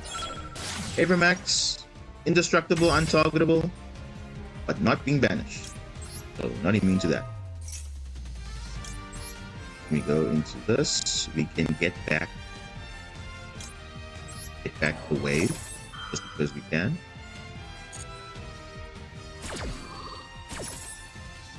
So that would be good. We get something nice off the mill. Blue Tang, perfect.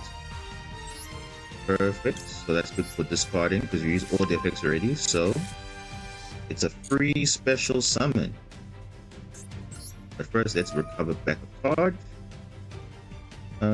Wait, don't need. Let's get it back. I know.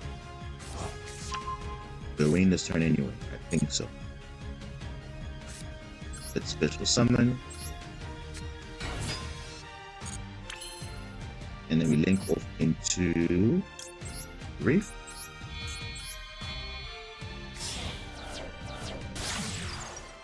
Reef. We're going to use Spring Girl. Always remember to use Spring Girl, this effect before you activate Barbara Reef. Banish the Marbled Rock. Can also be a Koron enemy as well. So quickly. Get this done. Okay. Squad. I'm not going to be running into time here, hopefully. Okay. And Marincess, because he's not immune to this, so okay. Okay. Turn these things off. Not immune. Okay, banish. Okay. Okay. Let me just concentrate guys for a bit, then I'll talk with you guys after this because I need to concentrate. But get that out the way. Okay. Let's equip this and I'm done.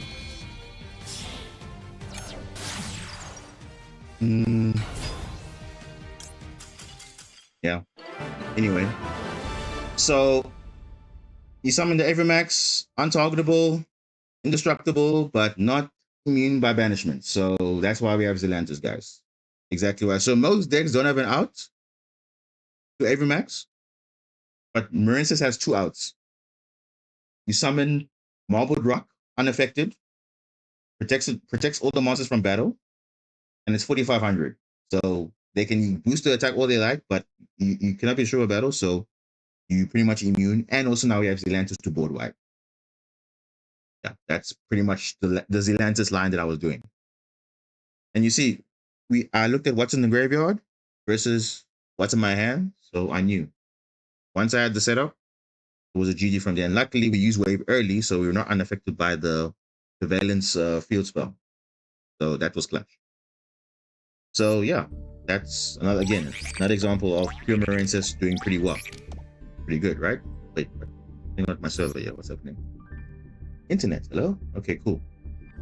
So I think you guys can see pure, pretty strong, right? I mean, pretty standard. There's nothing crazy to it. It's link spamming. Obviously, it depends on your hand. I showed the Zelantis line. I showed the Bubble Reef line. I showed the Argonaut line, unaffected line. So I think pure Marincess is good. It's very good. It's definitely master rank worthy. I've done it twice now already, so it's definitely doable, pure Marincess. But I like to always add my spice to it. So yeah, thanks.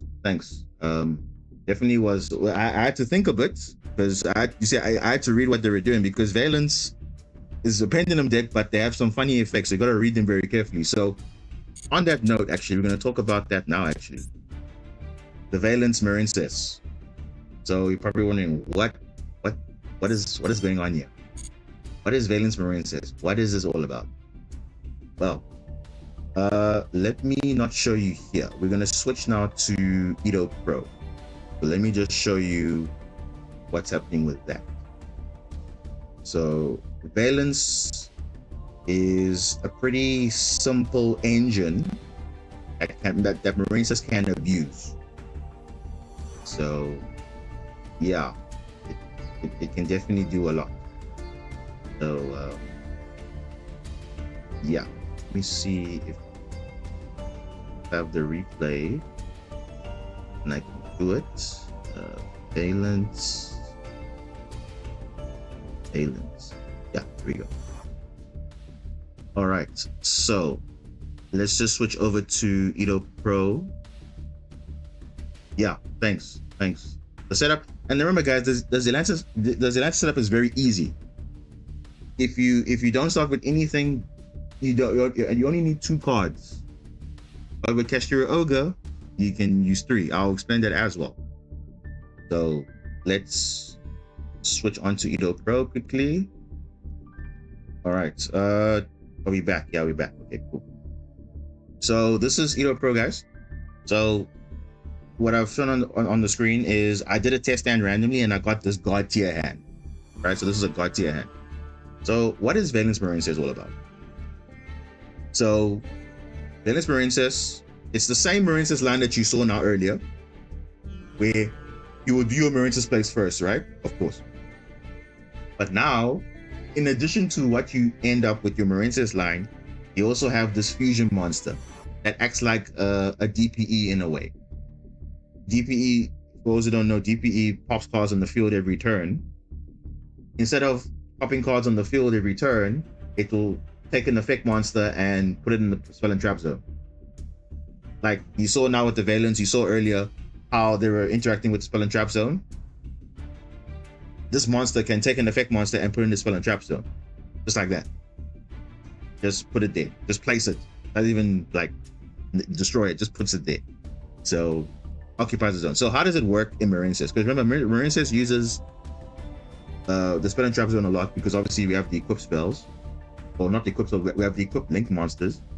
So how do you have space for pendulums now? Well, I'm going to show you with this combo. So I'm going to skip to the part where the Valence line is going to come up. So you will see the combo you will see now. Like I said, Blue Tang is your best starter. Dive is a nice extender. So, and I also have Wave in hand. So it also makes it easier for me. I don't have to go into Toro Triangle and everything. So it's a previous replay already. So you've seen this line before. Blue Tang, Spring Girl. Blue Slug, Chain 1, Chain 2. We got the field spell. So that's going to be important because you need it for the combo. The field spell needs to be up.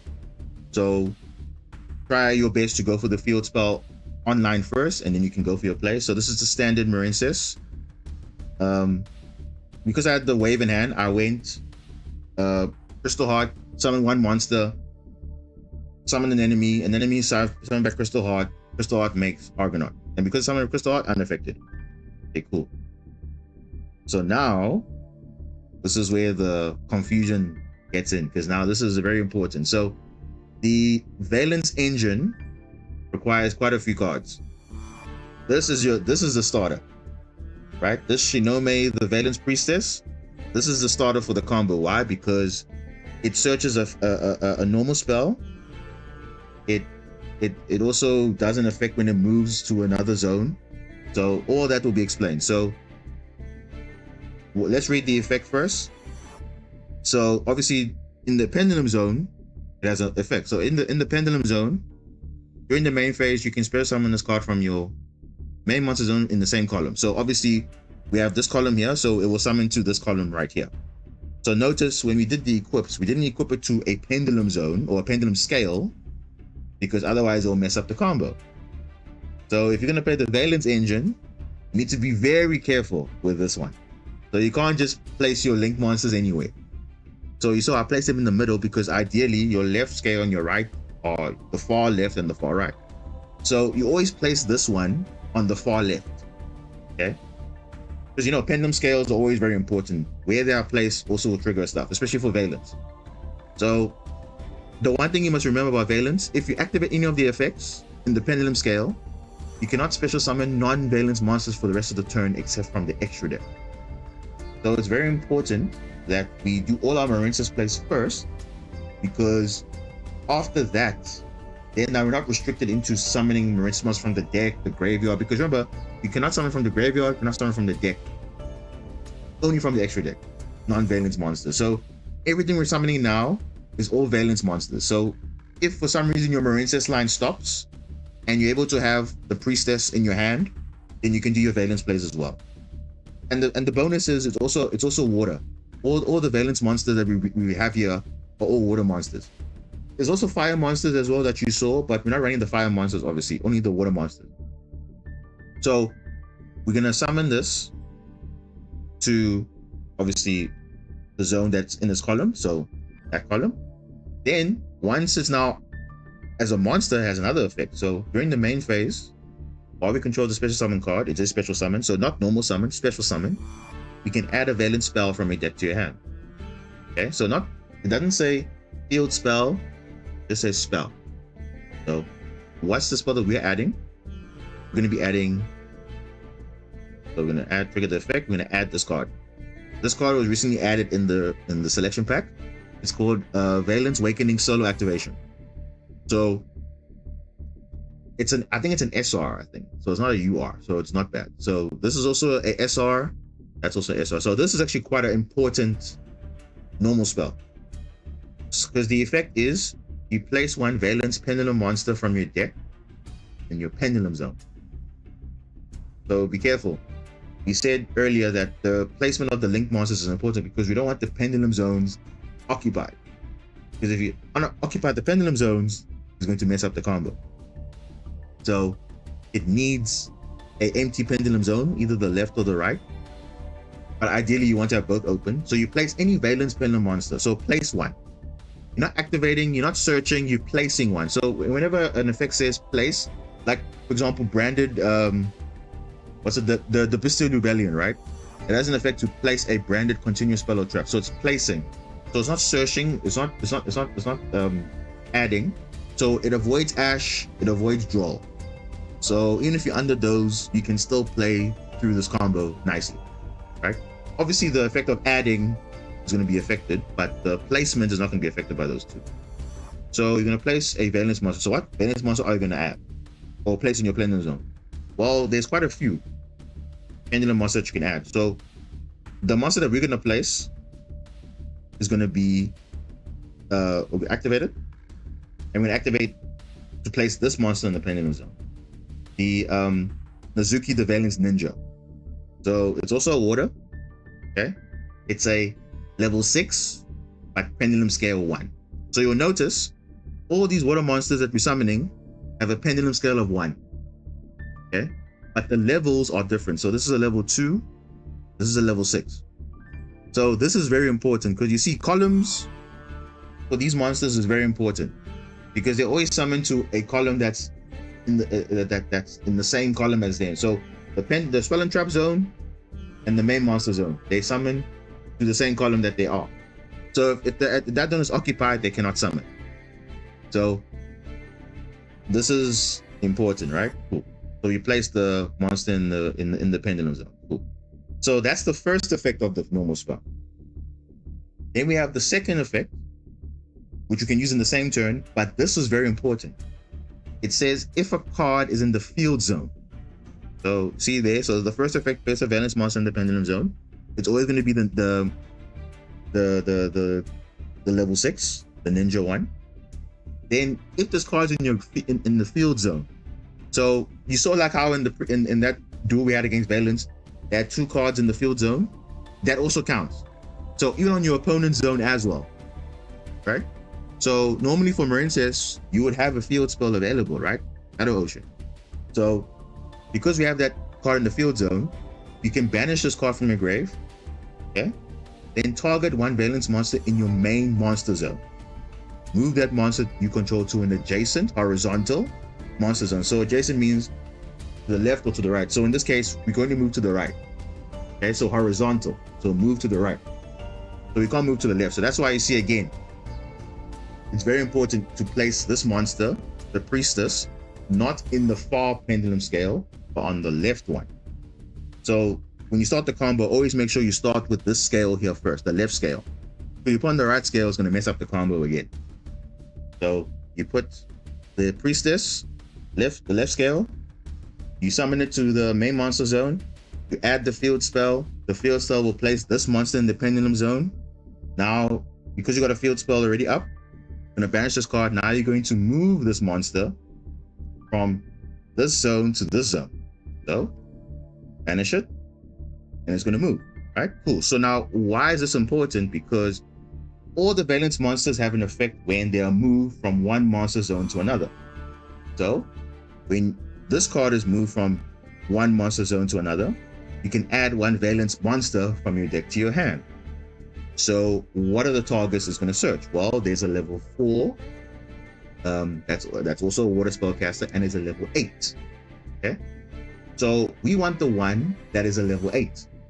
Okay. So you'll see now, when we trigger the effect, we're going to add the level 8. This is the Hojo. Okay. Hojo, the Valence Warrior.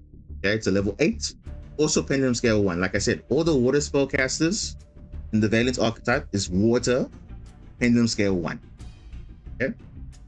So why we want this one is because this is what will give us the fusion monster in the extra deck.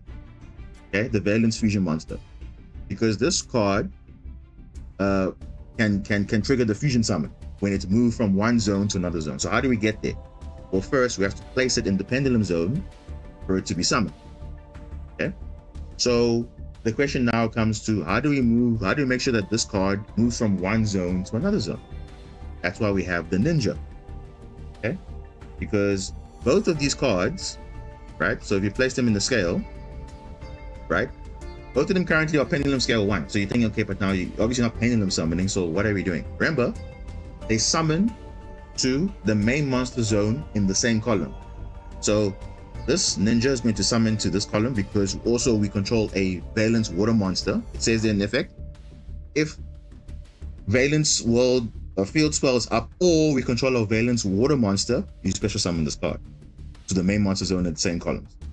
So think of it as Mech Knights. Mech Knights require 2 or more cards in the same column, special summon itself. So same with Valence, right? But for pendulums. So same with the Hojo as well. If we control a certain field spell or we control a water Valence monster, we can special summon as well to the same column. So simple, right? So activate the effect. Okay, you control the water monster, the spellcaster, both of them are going to activate. Okay, summon and summon. Cool. So both of them now are on the field. But now remember, how do we get the fusion monster out? Okay, so which one triggers the fusion? It's the Hojo. The Hojo needs to be moved from one monster zone to the other. So the one that will trigger that will be this card. This card says that this card says you can target one other monster in either main monster zone. So it's not even your monsters, it can even be your opponent. You target one monster in either main monster zone, so main monster zone, not extra monster zone. Move that monster to the adjacent horizontal zone. So it's either left or right. So can you see why it was important to summon this monster on the left scale and this monster on the right scale? Because remember, this monster is blocking the horizontal zone. So if we had to summon this monster on this side, it has nowhere to move because horizontally left it's blocked and on the right it's blocked. So it cannot move to an empty zone. So again, if you mess up the placement, it messes up the combo as well. So it needs to be an open adjacent zone. Okay. So you're gonna trigger the effect of the ninja to move the Hojo to basically underneath Argonaut. That's how I always remember it. So level 6 on the left scale, level 8 on the right scale. You summon them both from the pendulum zone, use the effect of the level 6 to move level 8 behind the extra Monster Zone Link monster. Because normally you're gonna have extra Monster Zone Link monster on the field. So behind the Link monster's link, you summon the Hojo to that zone. Now, because you've done that effect, what is the impact? You're going to now trigger the Hojo's effect to now fusion summon using monsters from your hand, field, or pendulum zone. Okay, but only valence monsters, right? Because obviously it says you can fusion summon one monster from your extra deck, one valence fusion monster. So that valence fusion monster requires 3 valence monsters, which is this one over here. So we're summoning the Mamonaka, the Valence United. So it's basically all 3 of them, or 4 of them, to this monster, right? So 3. So this is the monster refusing summoning into. So we trigger the effect, 3 monsters on field, and there we go. There's our secondary boss monster in a way. Level 10, Water Spellcaster. You obviously can have a pendulum effect, but we're not worried about that. The main effect is the monster effect, because during the main phase quick effect, you can target one effect monster your opponent controls in the main monster zone, place that opponent's monster face up as a continuous spell in the spell and trap zone in the same column. So if a monster is placed here, it will go there. If it's placed here, it will go there. Basically the same column. So think of Mech Knights. Always think of Mech Knights when you are thinking about this, right? If a monster is summoned here, you can place that monster over there, because it's the same column. That's spell and trap. If it's occupied, it will destroy a monster, and if you do that, your opponent loses life points equal to that monster's attack. If it was in the, so let's say they have existing monsters already in the spell and trap zone. Let's say they have monsters occupied already. You can literally replace their monster, and then it will be they lose life points equal to that monster's attack. So that's pretty much what this card does. So it's like a pseudo DPE, but not with the destruction effect. So that's the only thing. And if for some reason this card leaves the field by destruction, you can place a card in the pendulum zone. So it's a pendulum scale 10, and all your other water monsters are scale 1. So normally you will have an extra valence monster, let's say in your hand or somewhere. Then you pretty much have a pendulum scale set up. So you can pendulum summon anything you want from scale 2 to scale 9. So that is, how the valence engine works, basically, if I had to explain it. So obviously this is an example hand, but your main thing is you're going to use cards like Small World to trade in a monster to get the Priestess at the end. So normally you would wait for all your Marincess plays to be done, and once you know, okay, cool, I'm done, now I can start my valence engine and get to my fusion monster, and then that's pretty much it. So you can see it's a bit, this engine, I would say it's a bit complicated because it's not recommended for a new player playing Marincess. This is more for someone who's more experienced and knows what's going on, because you can always forget, placing the zone here and forgetting it to summon in the wrong place, then now it messes up the combo. So this one I would say is more advanced compared to pure Marincess. Pure Marincess, anyone can pick it up and learn. Very simple, right? So like I said, if you want to learn a variant, always remember to practice, because practice makes key. So always make sure you know how to do that. And yeah, that's pretty much the Marincess valence engine explained. So the question now comes to what is the engine required to obviously play the deck. So that's the replay. So let's go check out what the deck looks like. So let me just see if I have it here. Yeah, so this is pretty much what you would need, right? So I put that on, if you see on the side deck, but let me put this here. 14 cards, okay, you pretty much need, okay? Well, actually you need actually 13, but to make it more consistent, you need, I just put an extra card because obviously I like to add my own stuff. So you see Marincess is the same core, okay, same core stuff. Extra deck, more or less the same. Obviously you need an extra slot now because of the Valence Fusion monster, so you need 1 slot for that. You need 3 Small World because obviously you need to have a bridge, okay? Now the bridge needs to be either a high level monster like a Kaiju or a Spellcaster, okay? So an Effect Veiler That's why I put Effect Veiler here, because Effect Veiler is a spellcaster.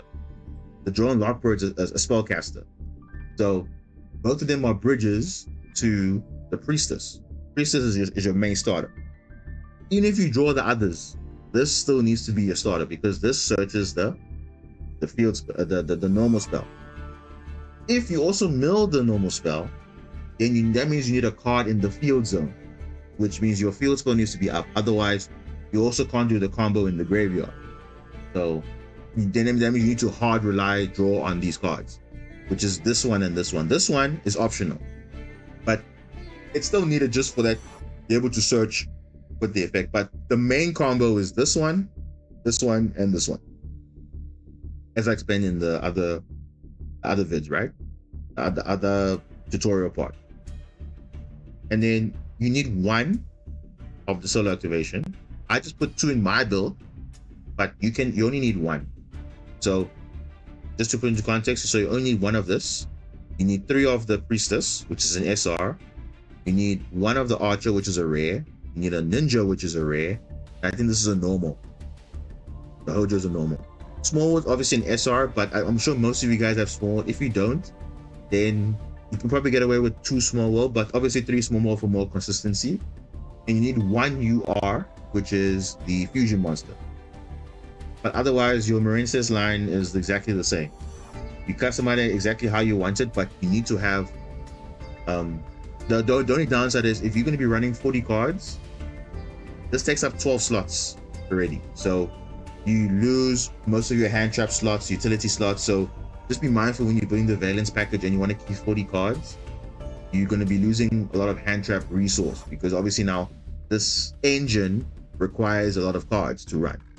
So that's why I always say keep your Marincess cards, but then add on. So that's why I like to make 50 card builds, because at least I can accommodate for different engines. So in my case, I'm going double the normal spell, because even if I mill it, it's still a starter, because it's fine, because at least I have 1 in my hand. I can search 1. Obviously, if I mill both, that's a problem, but that's okay. Right? As long as I have my main starter, it's fine. So in my case, I'm running 13 cards extra. No, 14 actually. I'm actually running 14. So these cards, obviously minus the extra deck, of course, is 13. So these 13 cards are added to my deck. So in your case, you need to add 12, and 12 is a lot. So that's potentially 12 hand traps you're giving up. Obviously, you can have your 1 wave, your 1 ocean. Now you see you giving up, potentially advantage over an engine, which potentially may or may not work, because obviously it can be stopped. But luckily, it's an engine that you'll use at the end, not at the beginning. So if your Marincess line stops, then you go to your Valence line. But then that's kind of how the synergy works there. That's the only synergy. The other Valence stuff, you don't need the field spells, the UR field spells that places 2 field spells in opposite zones. You don't need that. That's obviously used in its gimmick to obviously trigger the effects, because obviously a quad in the field zone. But if you're playing Marincess, you already play with the field spell. So that's why we need it. So that was just a quick explanation of what the Valence engine does. It's nothing too crazy. Just wanted to show you what you can do with the Valence line. So that's pretty much so that's the Valence line.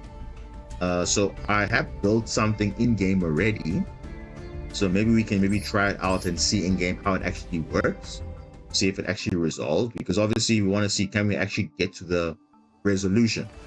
So in my case, I built the 50 card variant, but you might choose just stick to 40, and if it works for you, it works for you.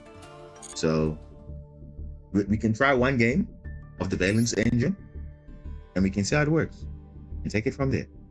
So hope that was a clear explanation. If it wasn't, I might have missed a few things, but I apologize if you didn't get the full message. But I said Valence is not basic. It's a very advanced engine. So I wouldn't say you should play it over the pure one. So, because can you see, in any case, we still have our normal line. So our normal line is still Marincess. So even if you don't draw all the Valence cards, it's fine. You only need 1 Priestess to start your combo for the Valence. And because we're going second year, we actually do have a pretty good hand. We have Book of Moon, potentially Kashira, or some problem monster to bait in a gate, or in this case, Filament. But let's see. Filament going first. But I think I'm a mix of Punk and... Wait, what is that? Punk and Necro. Wait, oh. Fairy Tale Snow, Thunder Dragon. Yep, this is probably a Chaos pile with tears in it. Interesting. Alright, let's see what the opponent does. A combo. Interesting. What board can this? Because normally with these Chaos piles or these frontier piles or whatever, they rely a lot on milling. So if they don't mill the cards they want, they just scoop. But from the looks of things, yeah, they... Huh? What? Okay, Thunder Dragon, okay. Necroface, okay. So they didn't get anything? Bit weird, but okay. Banishing cards, okay. That's fine. Hope it's nothing too crazy. So that's kind of the thing with the Chaos cards. Like, they just rely on milling. And that's not, like, good. Obviously, they're multi-tier names, that's good. But, okay, Rebellion. Like, look at that. That's just poor. Okay, that's it. Okay. It's a tier name, but now they milled... What? I'm so confused. Wow. Chaos Pal didn't do what? Okay. We're on the floor, okay. What? Okay. The Chaos Creator. Okay.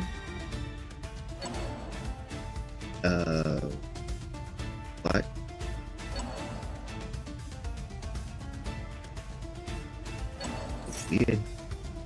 Weird call deck, yeah.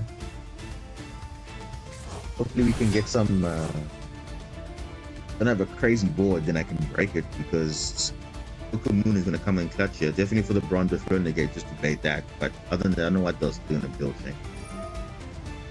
Okay. Alien.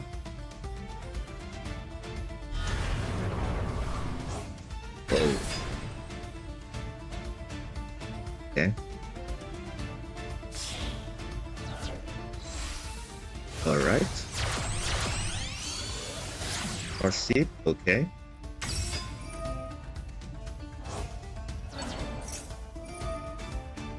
Okay.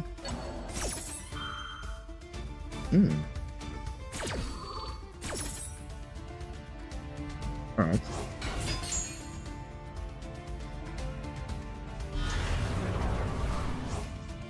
Interesting. What are they going into? Psychic and Punisher, maybe?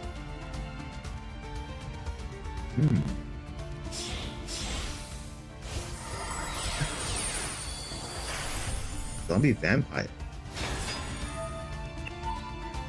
Okay. Yeah, that's kind of a problem. Our field spells in the grave. Huh? Okay. Hold a Calbeck. Yo, Fairy Tale Snow times 3. Jeez. Oh. Sprite Elf. Okay. Yeah. Jeez, the moles are being just crazy, eh? Oh. Are they gonna banish again with snow? Triple snow, guys. Triple snow.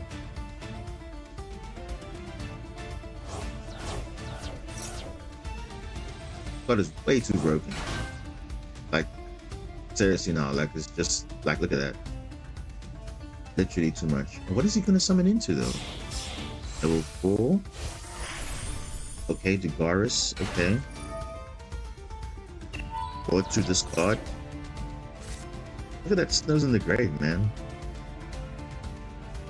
And then that might be a problem against us, eh?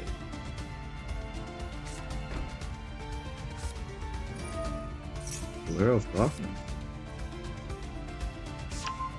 Okay. What? Finish 5. Okay. Okay.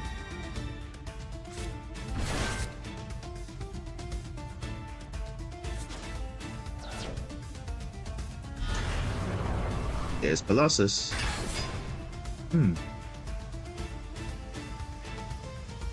So Veronda Fleur and Colossus are our only problem. Probably Masquerina as well. Oh! Nice of art. Okay, so that's 3 disruptions.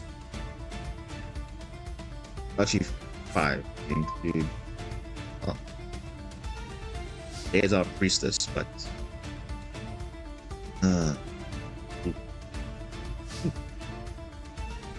What do we do?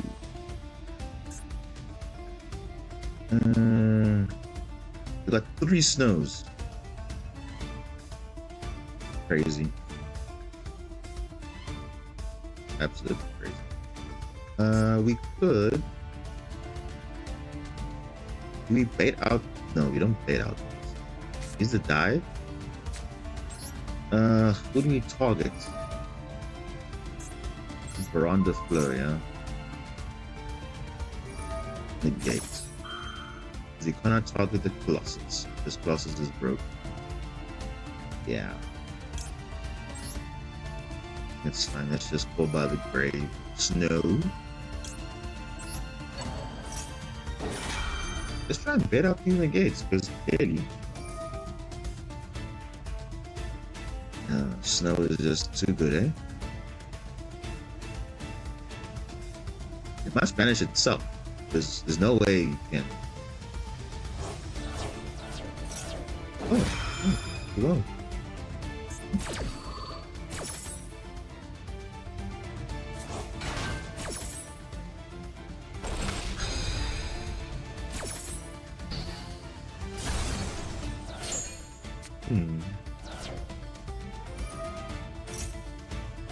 Summon into what? Avermax?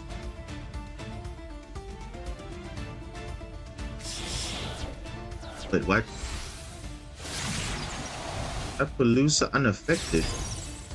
What? That's crazy. So, what? Just for Fairy Tale Snow to be in again. This game is crazy.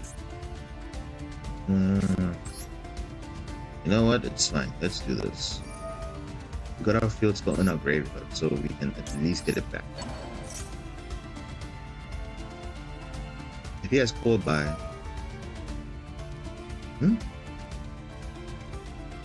okay.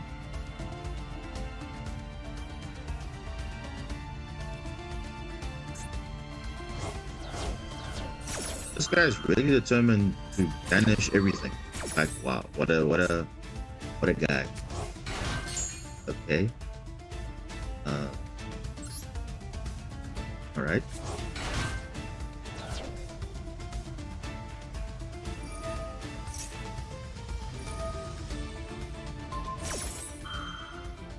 Okay.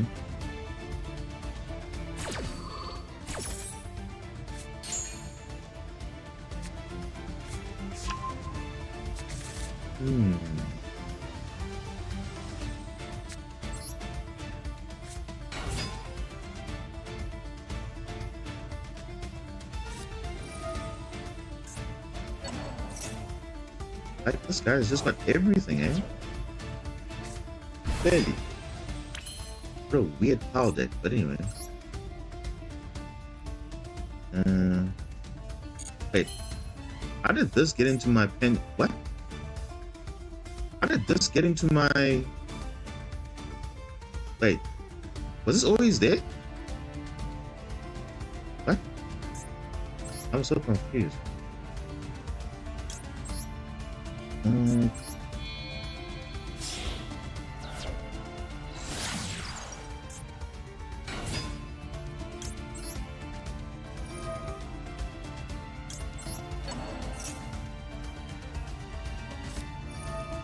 Droplet.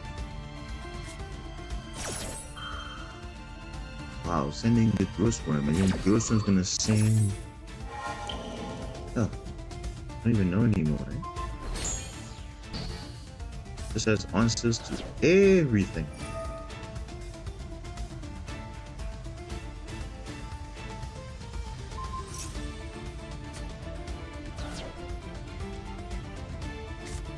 Okay.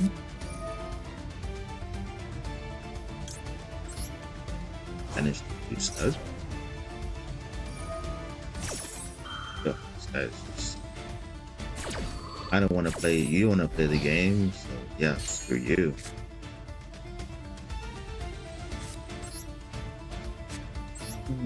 Let's try something. Kind of messed up with the scales, but let's see.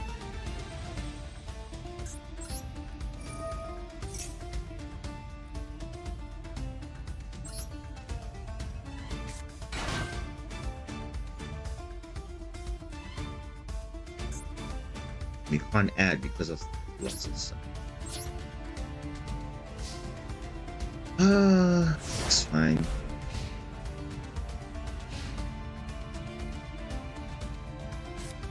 So we're talking about unfair matchup. This is one of them. I mean, we literally tried everything. We had like so many snows. I mean, we tried, but I mean, it is what it is. And you're gonna say the game is balanced, but I mean, clearly, I mean, you can see. Surely some cards have to go. Necroface has to go. Fairy Tale Snow has to go. I'm just saying, because it doesn't help in the best of one that this happens and then we can't do anything about it.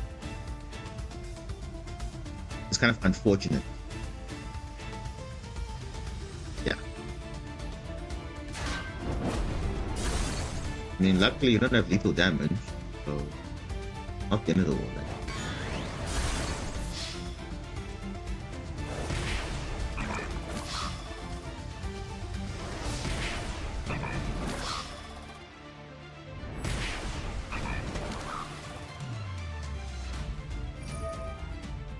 Yeah, Fairy Tale Snow, guys. I'm telling you, that card is actually one of the most annoying cards. And I'll say this: not even Telemans is this bad. Fairy Tale Snow. Look at this. The guy had 3 snows. Book of Moon twice. Going for game. Like, what kind of a card is that? That is just poor card design. Very, very poor. I don't know what that is, but okay. Anyway, we try again. Because literally the game says nope. Snow it's not broken, so we should not ban it. But clearly, if in the TCG it's banned, you know what? It's just it gives too much advantage to any deck. Especially with Necroface around in the best of one. No. Yeah. Good. Okay. So we pretty much have combo.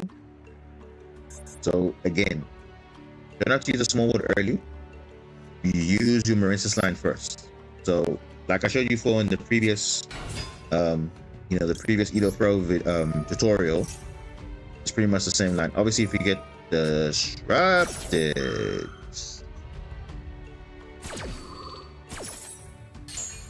what? Okay, like that. Shifter. Okay. They're probably playing Kashtira.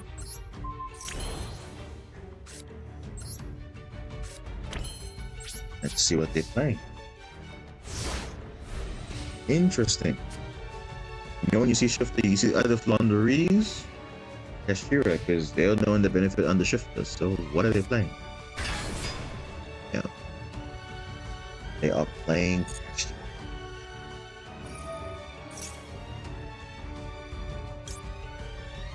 Do we imperm that? We probably have a Rise Art.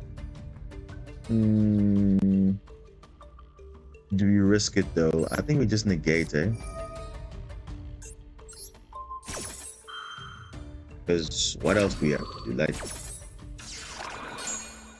going second under shifter. Yep. They got this card that's just a free extender. The Ascended Thunder. Like what? Bro, what is this? Galaxy Tomahawk. What is this nonsense? Kashira's, no. If people say Kashira is not playable, I disagree. Kashira, even with the least engine, they can still do something like Aurora Dawn Turbo. When last you saw Aurora Dawn Turbo when Hulky Firebrax was still legal. Like, this is just, oh, wow.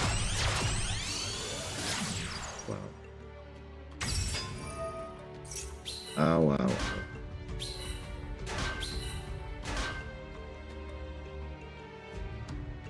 Interesting.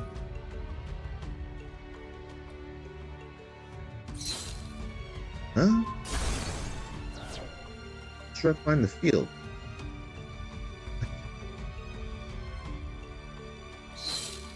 Makes no sense. Normal summon. Wow. Okay.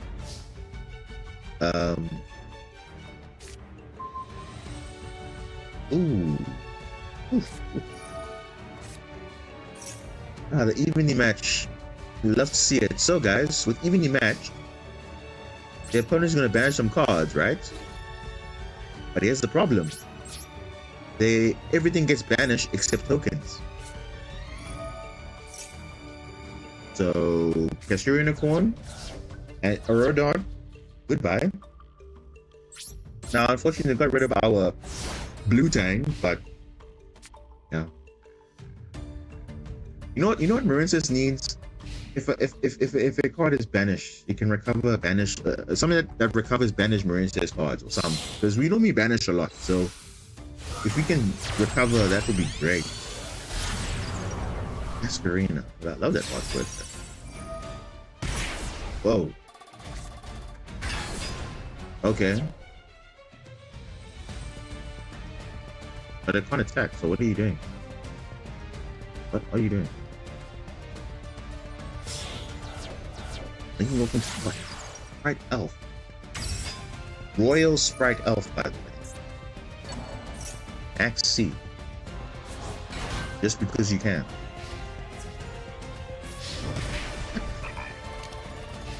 I'm so confused. Okay. Alright. Ooh. Priestess. Okay. So the problem is now, do we go Valence Engine? No. I think we go OTK line engine. I think that we do that. So use the Priestess, banish Big Kaiju, get back our blue Tang. Blue Tang's the best target. We're gonna do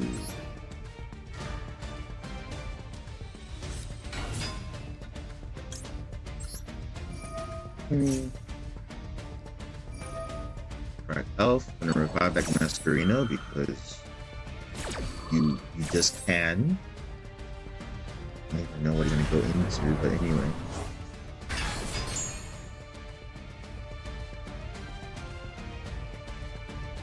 Ring Girl. Okay. Lenkoff into Sea Angel. So again, guys, you remember 2 cards. Just 2 cards. So you'll see now, hopefully, if you can get through the setup. Chain 1. Chain 2. Just 2 cards. You can full of OTK. Spring Girl, nice. Priestess, okay. Hojo, not needed. Okay. Then we get our healed spell. Very important.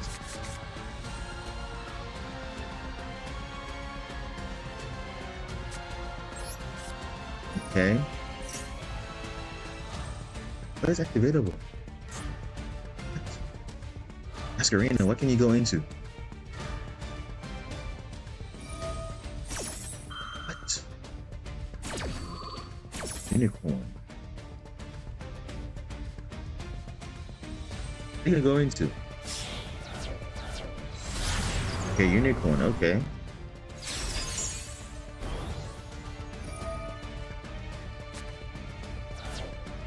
Intro. Huh?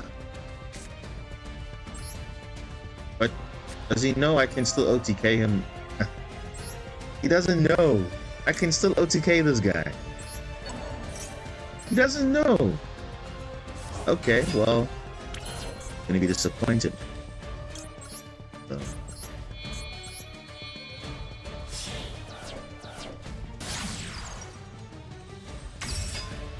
Okay.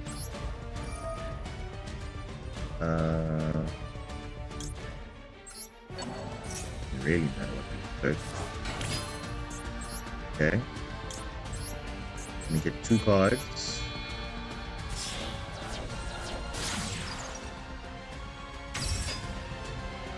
So what he doesn't know, he's actually helped me assist OTK because he gave me my he got some banished monsters. So I can actually just return one of them back and then OTK him. I think he forgot about that, eh? Get this back.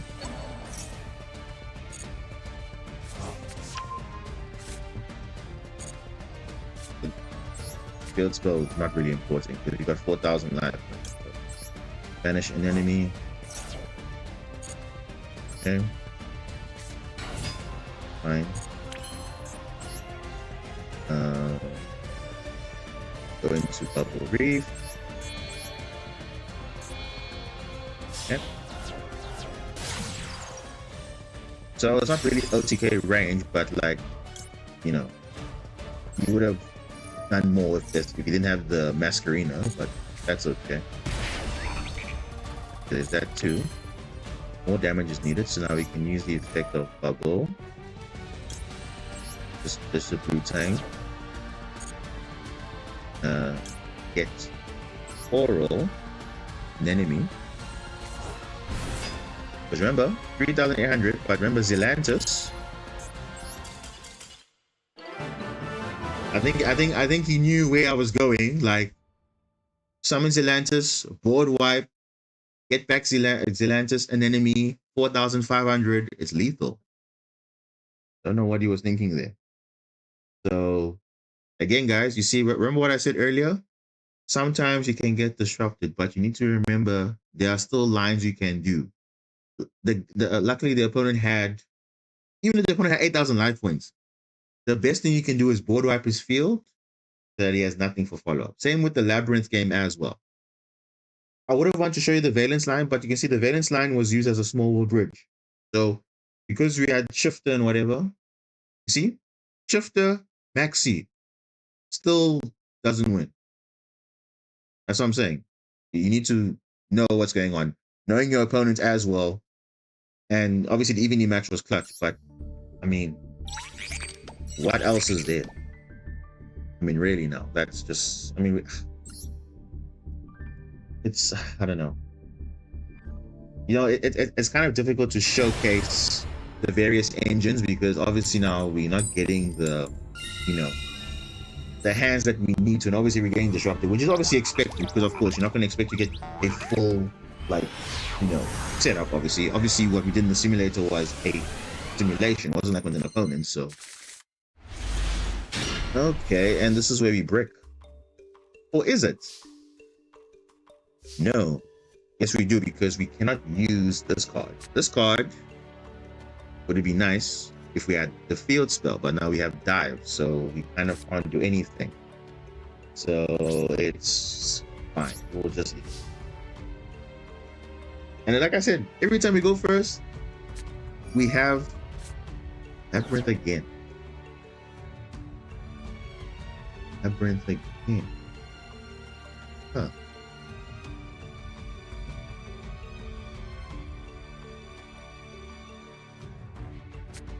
Okay. All right.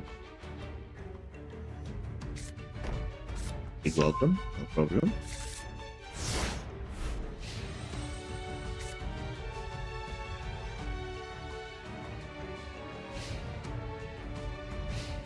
Here, can you maybe give a like on the stream if you're enjoying what you're watching, if you're learning something, because obviously you can do more of this. So let me know if you're enjoying the stream so far.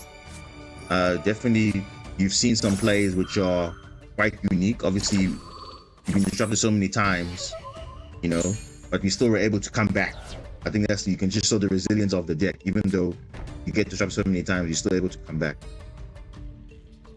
Okay, what else are they going to do?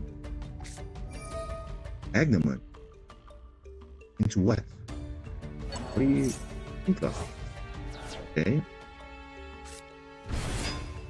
Okay, Bestials, but you see, our deck doesn't use to Bestials. I also forgot to mention that. Doesn't use to Bestials, so we're gonna Ash. No, not Ash. We're gonna Veiler that because we don't want them to add a Gross Worm. Because that's just gonna cause problems for us. Right? Okay. Little phase. And they got no plays.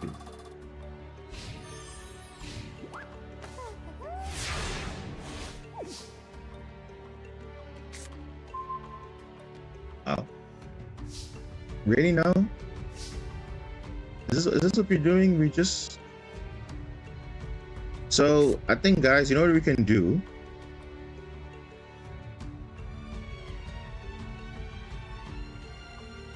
There's a card in the field zone. So we can do the valence line, but the problem is now, what is his back row, though?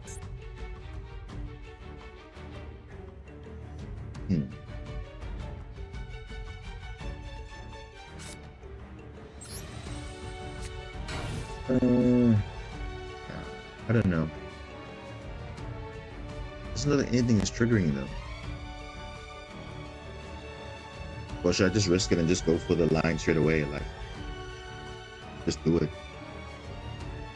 Let me show what's going on.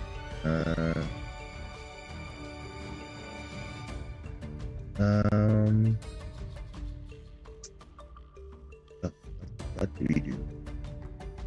I could go to valence line, but I don't know what's this back row. I think it's fine. Let's just wait.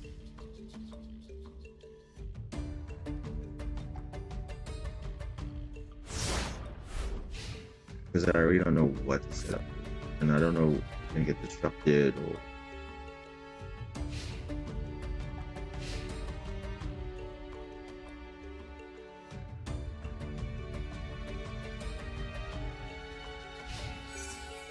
Oof.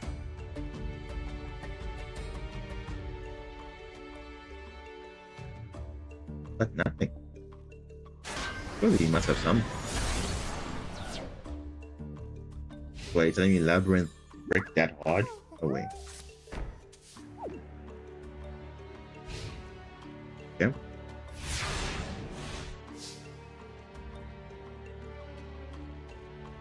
Give us a name. Okay, Seals, I'll work with that. Definitely work with that. Literally a one card engine on its own.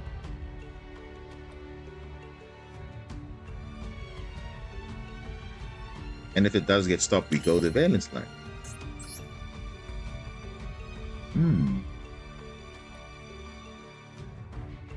We don't have OTK, so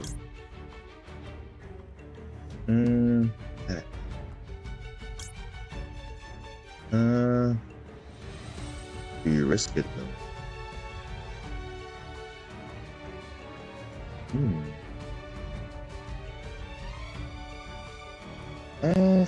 Not sure. Do we go? Let's just YOLO it. What's the worst I can have? You're gonna have big welcome or something, some weird thing. Let's see. Because you're gonna die anyways. Right. Probably Imperm or Ash. Nah, it's Ash. It's fine. As long as we don't get like fully negated. We kind of get rid of the pistol.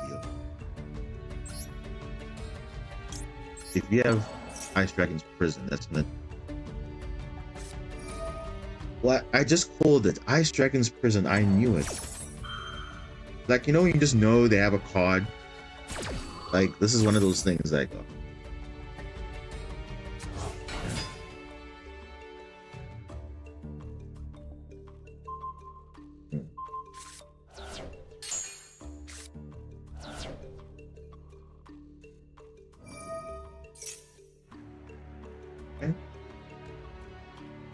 The Shanhead gets back to the hand, but it doesn't do anything because.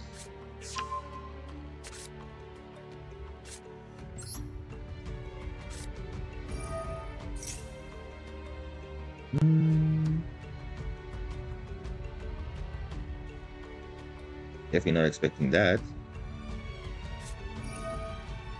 Oh no, Pendulum. I forgot.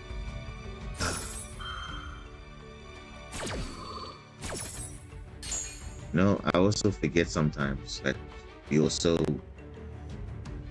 yeah.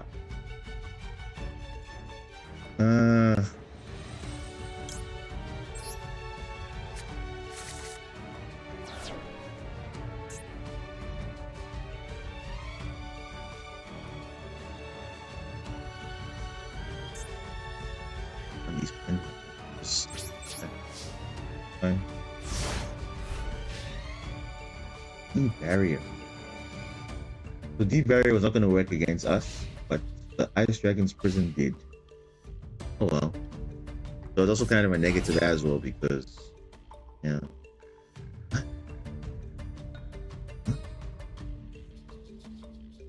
How did you normal summon that?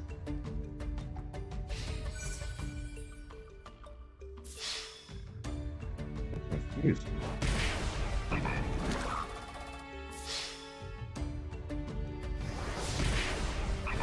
Very confused.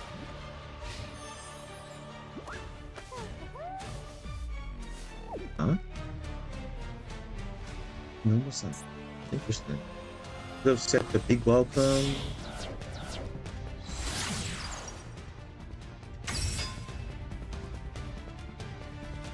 It means you probably have a big welcome or a welcome labyrinth set up. Probably you do. Interesting. Alright. Oh, my phone needs to charge. Okay.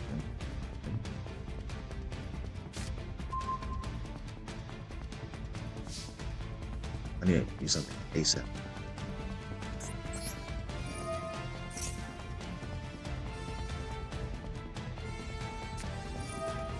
There's the labyrinth. I just, you know when you just know something? Like, I literally called every card they had. Every card.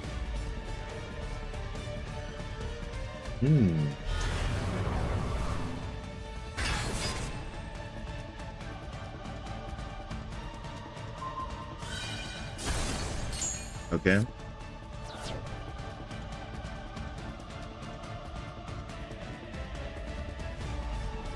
And remember, it was a pendulum, not a monster, so it doesn't trigger the effect of. Dark Pillar is just not. It's not useful. So. Fine. How are we gonna show the Valiant Angel game? Weird. People got weird setups, eh? Like we literally have the perfect hands, but we just get obviously out off everything. That's fine. 21st. Let's see, guys.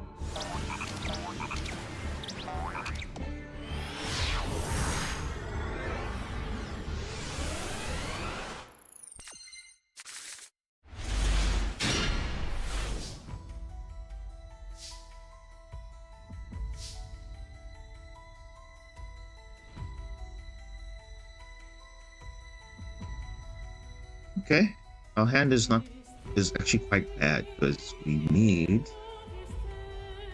the worst start you can do. I'm gonna go barrier statue, and we're gonna do Book of Moon. Permanent.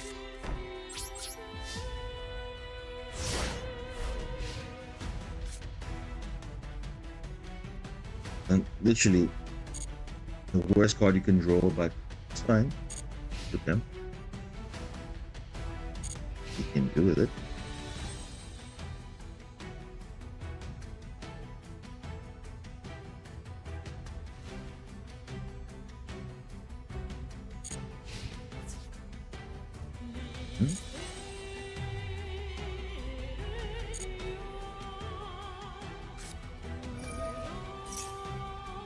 Evenly will do absolutely nothing. So that's fine. You can literally get all you want. Pokemon summon anything. Black Wings. Ooh, Black Wings. What can they do under? Search for Chinook, negate Vata. Huh. But you can't summon. Yeah. Does he know? Or should someone tell him? Somebody should tell him. Oh, okay. I was about to say also the Chinook negates. Yeah, that's about right. Yeah. Full combo.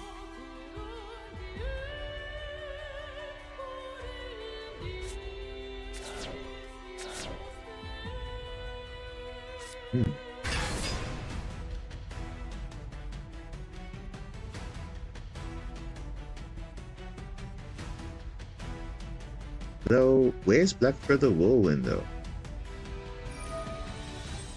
Yeah, it's kind of. I'm just gonna go Berea Storm.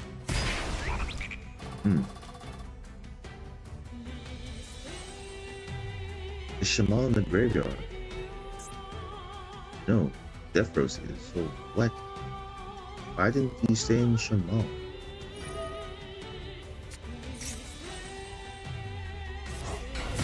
Okay.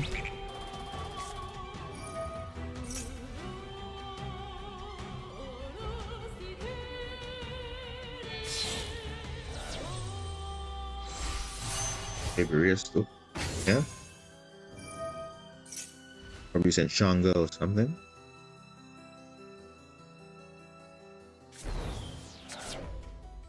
Oh, he's saying Shamal. What? I'm so confused. Huh? Oh. Blackwing Dragon again. Okay.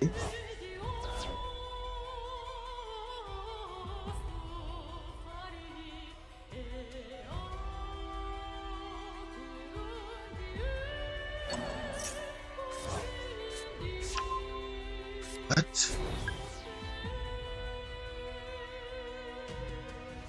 But then what is he gonna do with the...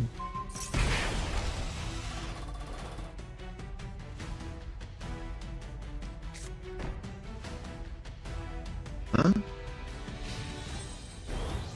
But he can't summon the... This guy. What a waste of combo, dude. Oh. Oh, there's the Adelaria to touch the barrier statue. Well, duh. Okay. Jeez. He can't summon anything. So what is he gonna do? I'm so confused. But anyway. It's probably a twin shadow or something, but he can't do anything under the barrier lock though. Ash? Imperm?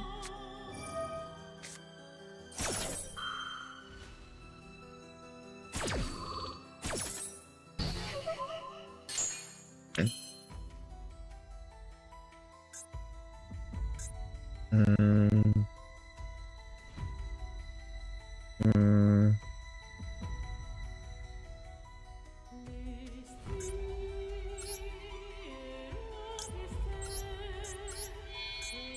Let's just do this now.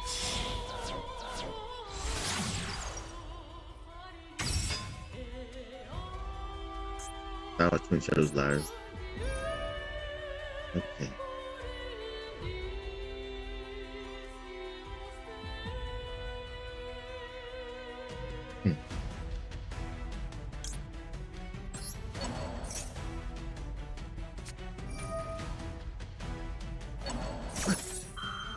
Go by the grave. Oh, good thing I didn't.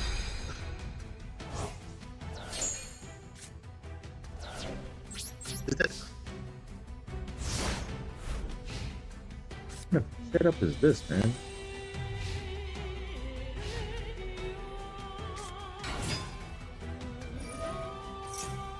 Almost summoned Pata. Okay, add. Okay, the Roshi, okay. Okay, Hot Red Dragon Oshrin probably.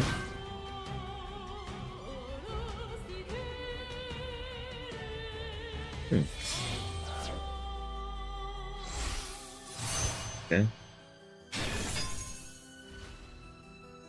So it's a free negate.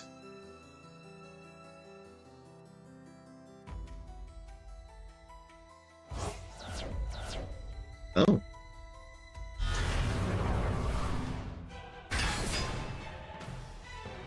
Okay.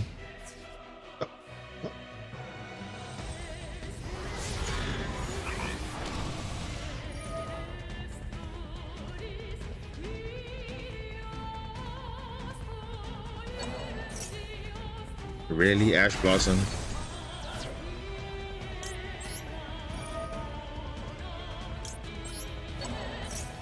I'm gonna be doing that. I'm gonna be throwing on that counter.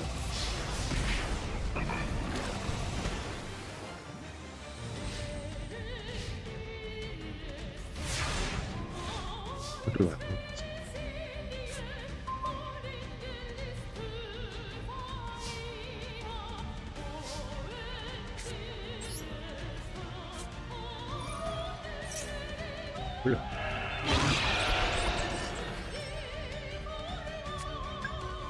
Okay.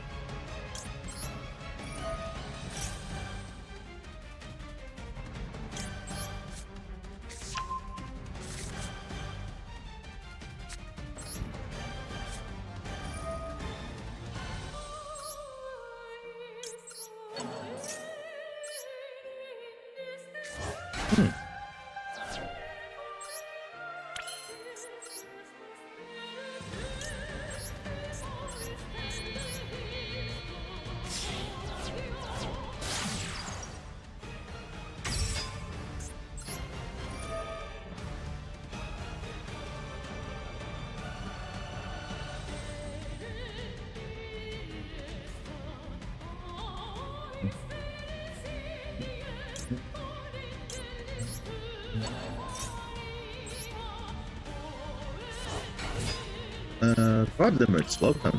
What? He asked in regards to the anime leak, he said it was coming but didn't, and he banned me. Well, remember, do not take those leaks with like obviously you must take them with a grain of salt, because obviously he said a lot of things were coming, but obviously they haven't come, so I wouldn't be too worried about those leaks. Actually, obviously he thought there were going to be 2 packs coming out. Maybe it will come in the future, we don't know, but I wouldn't worry about leaks too much, because we're still waiting for example, the Ice Barrier structure deck, which was in the files long time ago. We all thought Arise Out was going to come with the rest of the Kashira. It didn't come. So a lot of things thought were gonna come, but ended up not. So I don't know.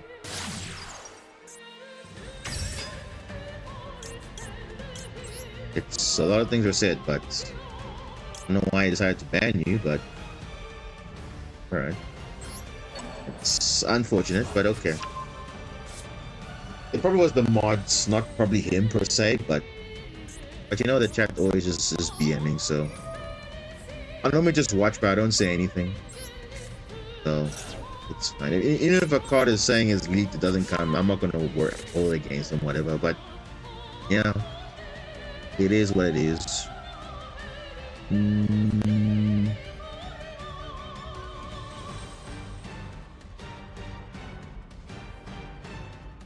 I mean, was it just you though? Because I mean, yeah, I don't know. But look, he didn't. But obviously, he didn't say it was coming when, like the same thing with the Ninja Structure deck, right? We all thought it was gonna come out also when this pack was also released, but nothing. No one was expecting the IP Masquerina pack update and the alternative art. That wasn't expected, but then we thought the Ninja Structure was coming. That's not coming, so I wasn't really too worried about that. So for me, leaks are not really like, okay, something I would be asking. Obviously, if he wants to make a video on it, that's fine, but that's just to hype people up. Like now, look at the Kashira one, for example. Like obviously, if people were kind of hyped up because yes, he was saying yes, Kashira is coming, but now Kashira is not even at full power. So, like.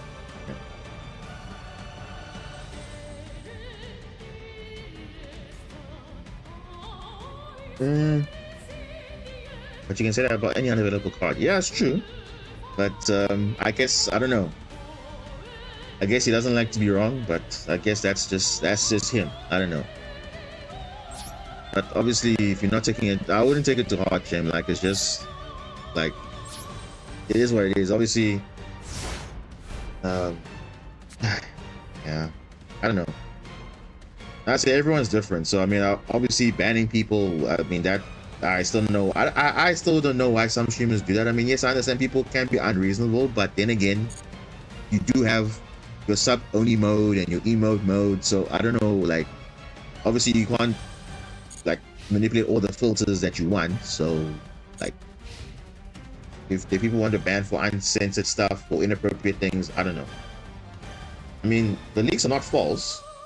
Because for me, leaks they could come now or later. They're eventually going to come. That's what leaks are for me. It's not like if you say today, oh, it's coming in the next pack or whatever, or it's coming whatever, it's fine. But remember, you need to be careful because people are going to bank on your leaks, and then when it's not there, like, oh, but you said it was going to come. Like, for example, he mentioned another video where he said the Clockwork Knight field spell was gonna or continuous spell was gonna be leaked because of the Morphtronic stuff, right? He said he thought it was gonna come, but it didn't, and still to this day we haven't got it yet. So maybe it's gonna come in super heavy samurai support or something, because that's also Earth Machine. So we don't know what Konami's doing with the card pool, because in any case, whether the leaks are wrong or not, Master Duel is way behind compared to TCG and OCG. Way behind, like way behind. At least the TCG is, I think, one pack behind. I think because they got Duelist Nexus now. Age of Overlord came out now. OCG, so there's another one coming out. So they one pack behind, but we are like 3-4 packs behind. Because Konami for some reason is scattering all the cards, which is weird. Because some came from this pack, older pack, some came from a new pack. We're still waiting for cards that came out in a recent pack, and it's like, what's Konami doing? Like, it's so strange, but okay. So yeah, bro, I wouldn't. I mean, yeah, if he bans you, that's whatever. But I mean, if that's how they are, then that's how they are. But yeah,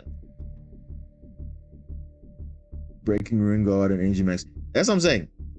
A lot of cards are very late, because I mean some of these cards should have been in the game right now, and I don't know why Konami is deciding to make Master Duel so behind, because I don't know if you recall this, but like around the world championship, when it was happening, like I think weeks before, they were saying no, new players cannot transition from Master Duel going into OCG or whatever, because remember Master Duel is kind of like the hybrid between OCG and TCG, but more towards OCG because the ban list is more or less OCG. But players cannot jump from Master Duel to OCG because the card pool is vastly behind, and they can't be playing cards now that, for example, you're playing Tillerman format now, but Tillerman format doesn't exist in OCG. Now you've been grinding so hard with Tillermans and Master Duel, now you can't even play it in OCG.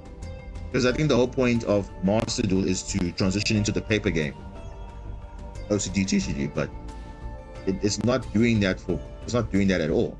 So, I mean, it's really just unfortunate. I mean, Master Duel is okay, but they must just keep up to date with the cards, because that's the only thing that's keeping it like, why people want to play it. Because obviously they want to try a different format, but also with the new stuff.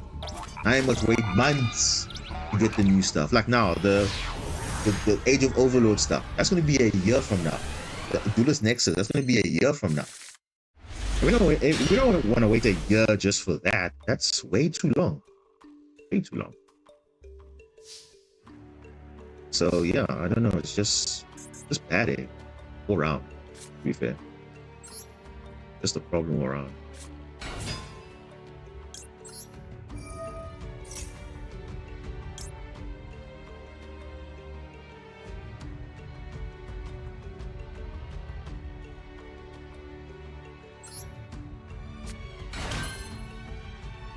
That, and you can't just copy a TCG OCG build and make seeing it works. Yeah, that's what I'm saying. It really is not the same. Like the formats are vastly different. I mean, OCG and TCG, they operate very differently, and then definitely Master Duel as well. So there's no way you can say they are the same game or on the same playing field, because the formats are all different. Because, for example, Tillerman is nowhere. Tillerman doesn't exist in OCG and TCG, but it only exists in Master Duel.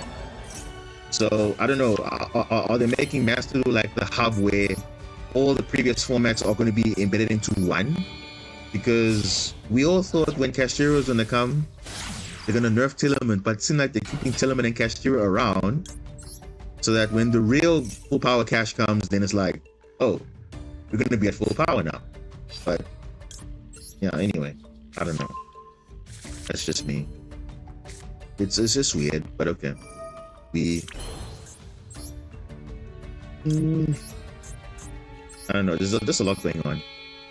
It's just crazy. They need to really fix their player base, because obviously it's about retaining players, and I think that's the emphasis of retaining players. If Konami wants to retain players, they need to do better. That's just the main thing.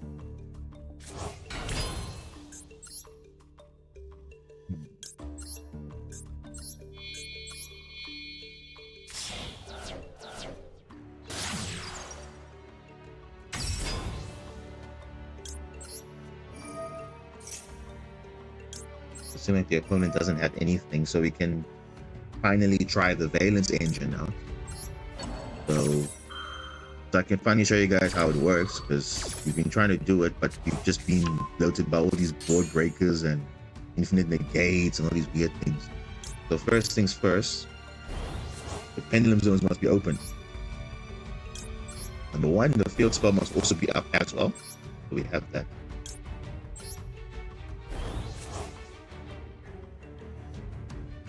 That's true. When new spell comes, you want to test it right away. That's the thing. Now we have to go to another simulator and test out the cards before it becomes into the game we actually play.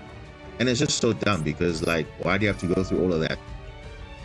Like, for example, people were trying out Cashtira on Omega and Edo Pro the whole time, thinking he's going to come at full power. Now they come, oh, it's not even at full power. So what? Okay, like whatever.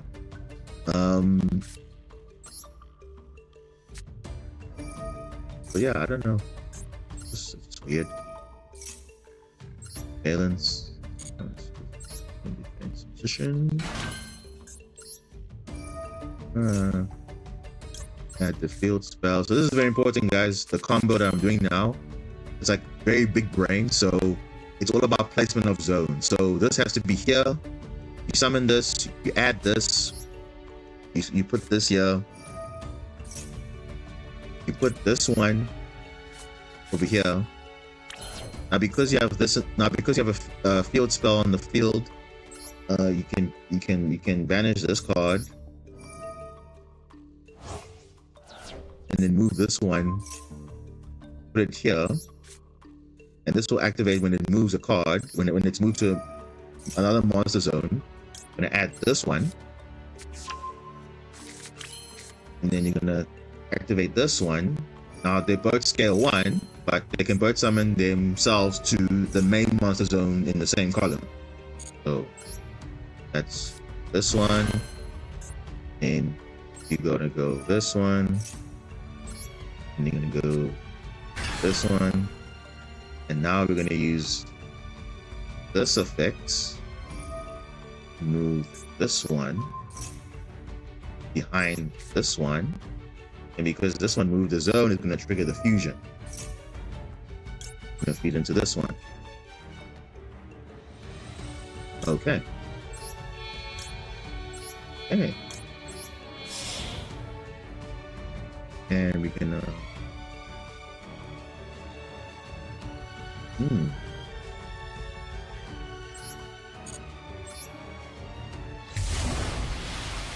Animation.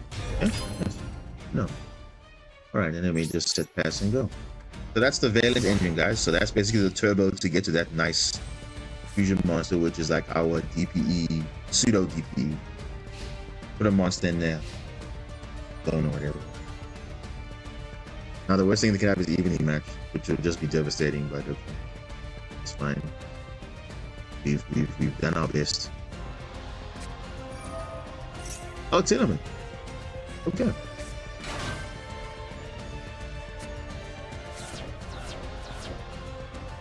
Tillerman. Okay. Fenrir. Okay, Fenrir. Okay, so they're playing with the Kashira engine. No.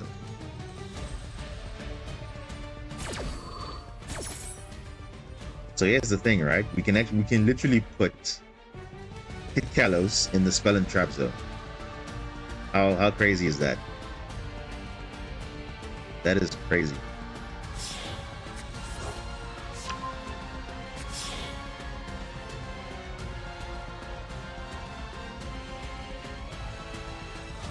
What are they fusing into?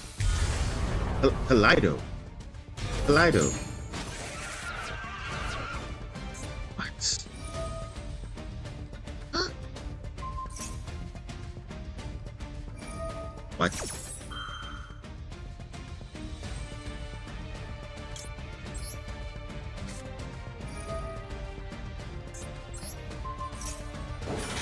Okay.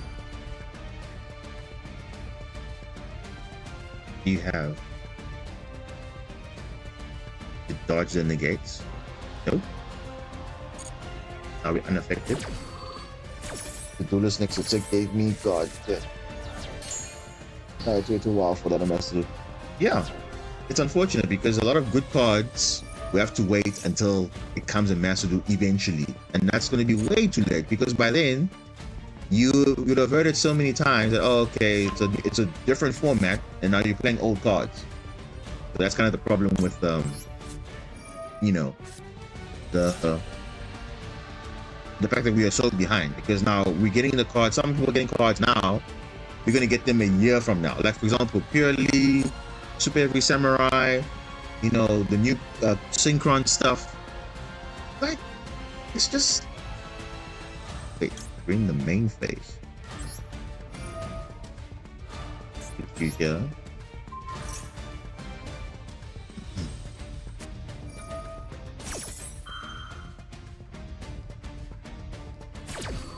Okay, I'm gonna go for battle or something. What are you trying to do?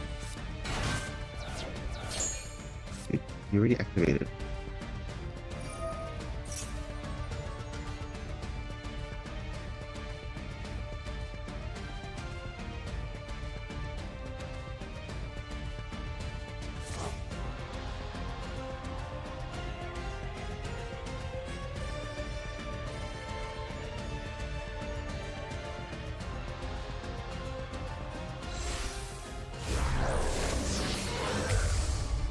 Okay, Callus, okay.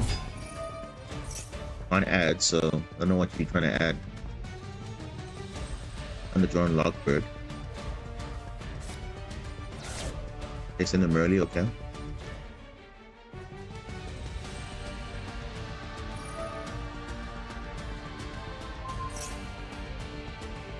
Okay.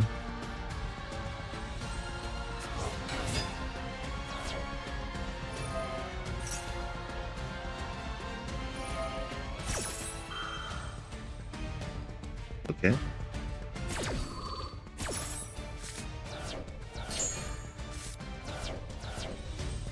I know. I'm just milling everything.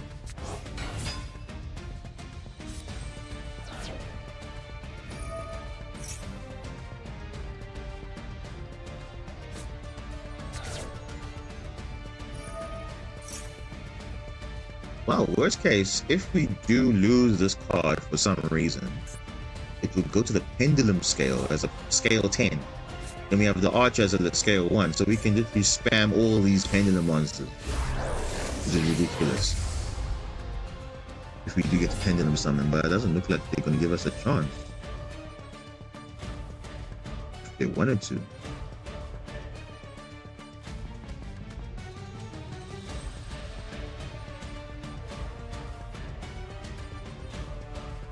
Alright. Right out. It's a minor.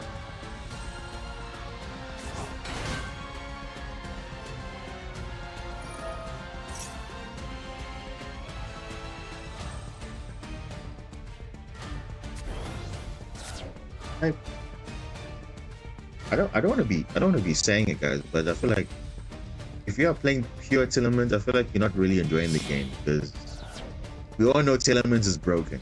So I feel like you need to play something different other than pure Telements, because Ice J Telements is fine, Punk Telements okay, but this is just beyond overkill.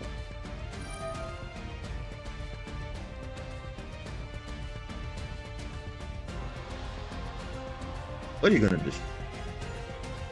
What are you gonna destroy? Think long and hard, because we are both unaffected. So pop the field spell, pop the yeah, there we go. There we go. The field spell. Oh no, Coral! Oh no, anyway.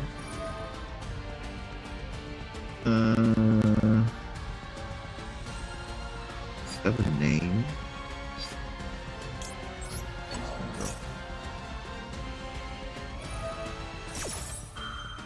Huh?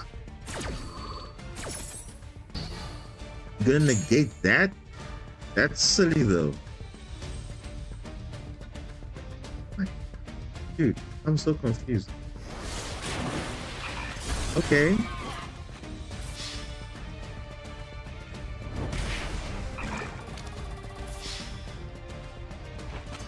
Whatever. Whatever.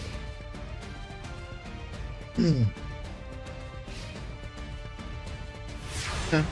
The Cloud of Hearts locked in the spell and trap zone. Good luck with that.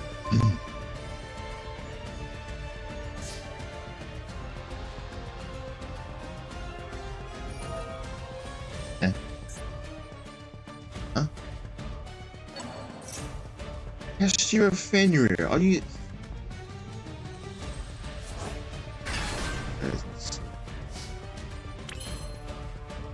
You're a Fenrir.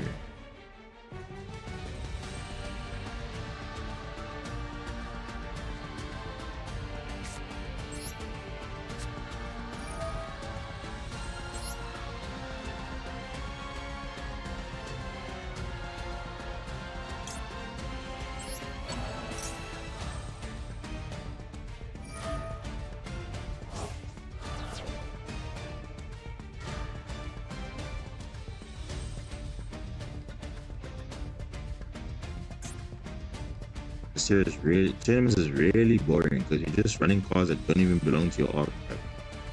That's so sad, really. Anyway, what are you doing?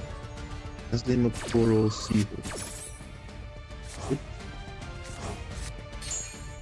Okay.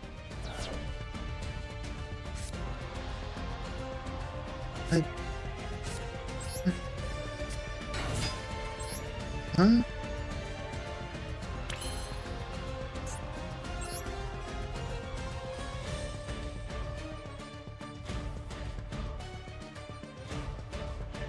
I did activate.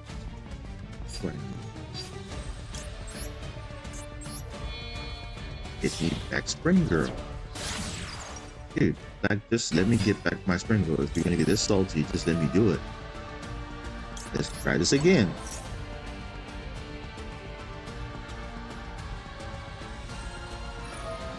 Oh my god. They're so boring.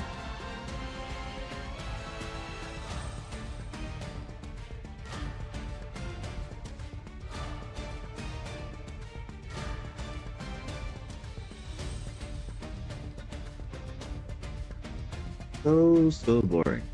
Like,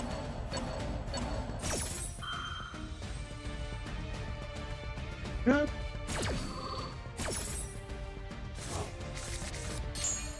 And then he's gonna use Fenrir to banish because Fenrir is such a balanced card. Like, yeah.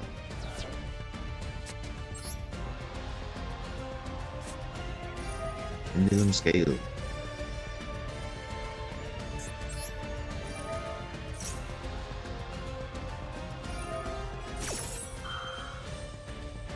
Like, you know what?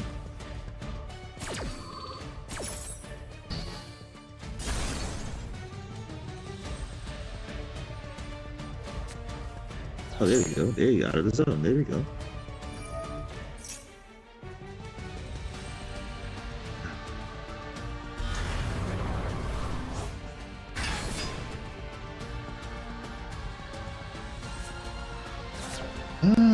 That's fine, guys.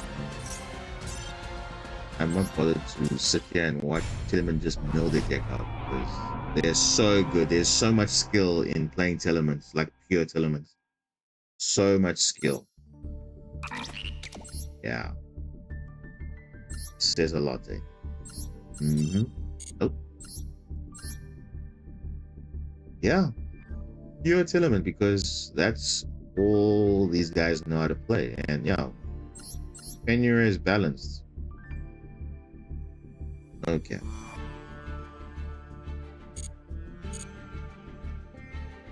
Well, I did the Valence Marincess engine, but I guess it didn't work as I wanted to because obviously Tillman will just send it to the grave anyways. It's all right. We still pulled it off. Didn't do too bad. Let me just see what else I want to cover. So we covered the pure. We did Kashira earlier. Let's try Kashira one more time.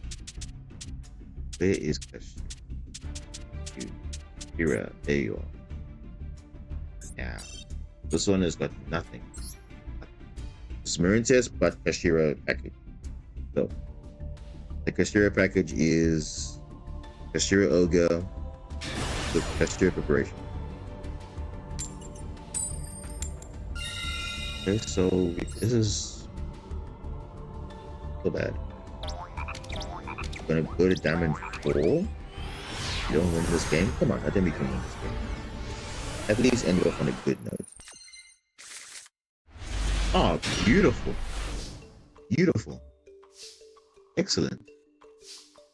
Just what I want to see. Okay, so this is a good demonstration of the Kashira engine. So we started, of course, our free special summon, which is Kashira Ogre.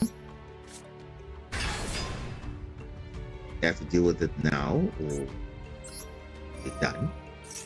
This will add the preparations. They have to ash it. Confirm. Okay. Good. good imperm. Because it makes them thinking that we are playing Kashira, but actually we're not. We're playing Marincess. So it will catch them off guard. So now we just play our Marincess engine. Yep. And now we go into Spring Girl. It would be nice to have the trap, but it's okay. It's all good. We have a nice big beater in Oda. And link 1. And link 2.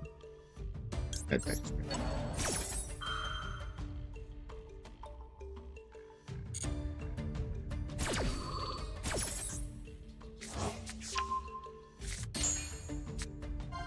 Oh, nice. Oh, nice. So we can do even one better. We can go fully unaffected. Perfect. That field spell coming in nicely. Finish this. You can literally do so many combos. Literally so many combos. Perfect.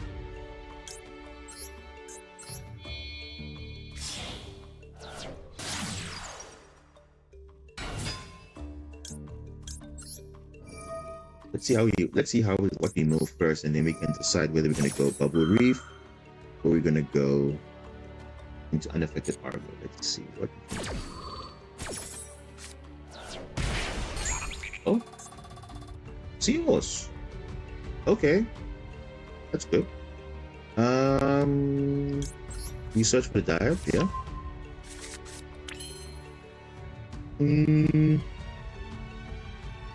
I mean, the ogre's kind of okay. We'll keep on field, but we can use it. No, it's fine. Let's go for the conservative. You know me, a lot conservative.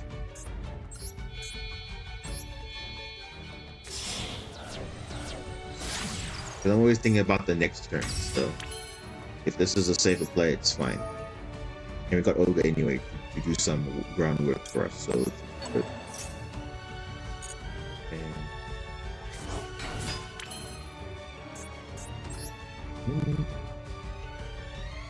Then we can go into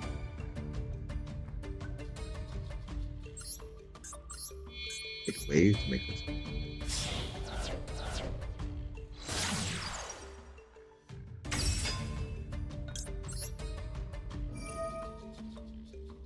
Let's get. Can actually ditch the ogre.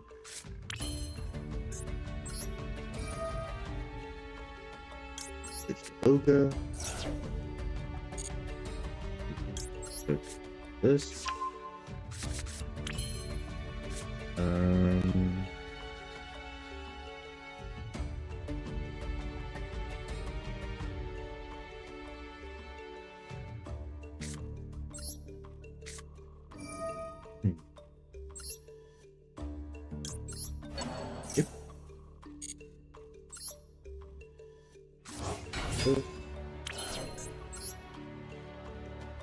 Wait, oh yeah, no, wait a minute.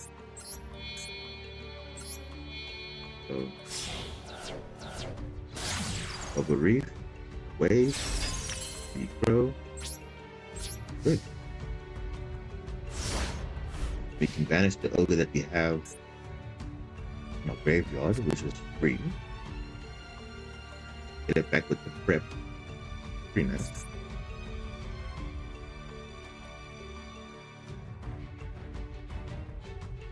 Now to activate a monster effect, we can look at the deck and activate 8 cards or face down, banish it. And let's go into this ogre.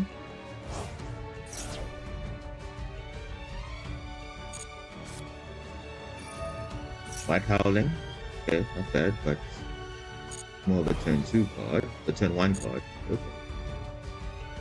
We'll gladly take those. What are they playing today? Virtual World. Okay. Interesting.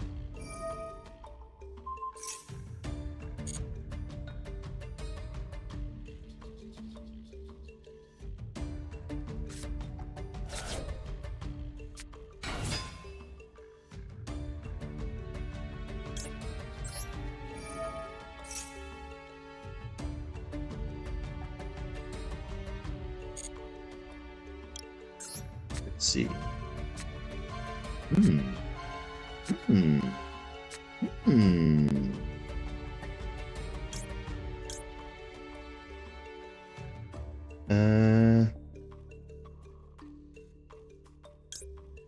It's already activated. So let's.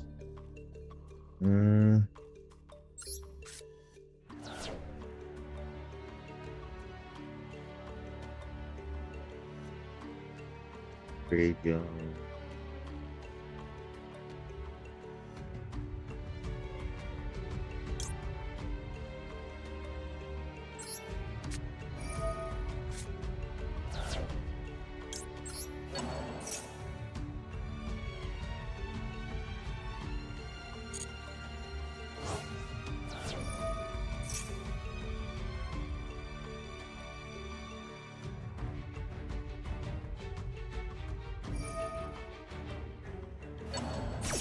Oh, what? Is that what? Oh. Damage cards. Yeah, but. Shuffle it. Okay. Right.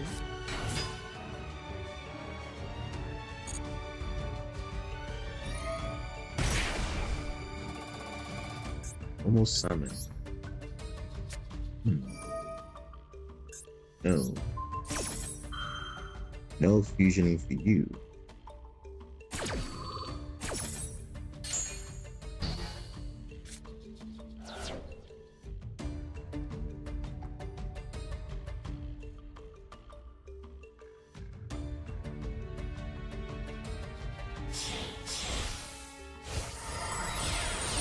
What? Virtual world? What is one face of monster you control cannot be destroyed by battle by artifacts? What are you doing? Are you trying to go into Zeus?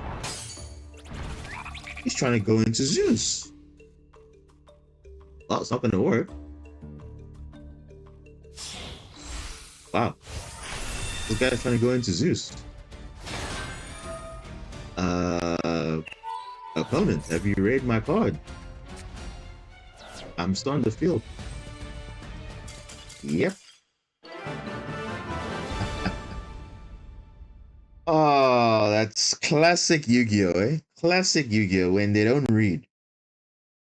To be fair, I also didn't read also, but I think they did it worse because they were just going in. They didn't even read Marincess' way. They're like, oh, it's just a negate, doesn't do anything, but literally makes a must an effect. It's such a hidden effect. The same thing like Chaos Angel. It's a hidden effect. People have to know what it is, otherwise it catches you off guard. So, all right. We're still in Diamond 3. That was a good showcase of the Kashira engine. Not bad. So we showed the pure engine, did pretty good. Valence engine, we could have played it so many times. We actually pulled it off, but of course the opponent just had a god tier hand, god tier mill, everything. Kashira Marincess, it's just pretty much you summon Ogre first turn, you get your Kashira prep, you do your combo. Normally for Bubble Reef it's nice because on the following turn, activate prep, you banish Ogre, summon the activate prep, bring it back. So it's like you never lost anything. So it's 0. You're not losing anything. It's not -1 or whatever. So it's pretty nice. And yeah, there's nothing really else really interesting about the Kashira line. Obviously, it's a starter for our deck because they will think, oh, it's Kashira, so we should stop it. But it's actually a Marincess deck, so it catches them off guard. What I did want to show you guys was an OTK, but I think you guys know what happened. So the OTK pretty much with Kashira Ogre, how it makes it more custom for the Zelantis line. is that it turns any level 4 or lower Marincess monster, plus itself, plus the dive or ocean, into a very consistent OTK. So normally it was relying on 2-card combo, but if you have 3-card combo, except for Sleepy Maiden, it guarantees OTK.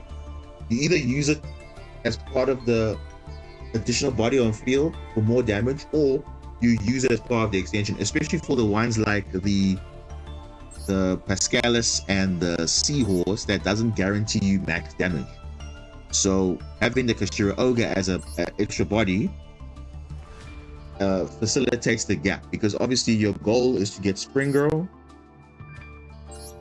Marble Rock on the field, linked off into Bubble Reef, reviving back one of the banished link monsters that will be used off the effect of Spring Girl. So do not use the banish effect to special summon herself.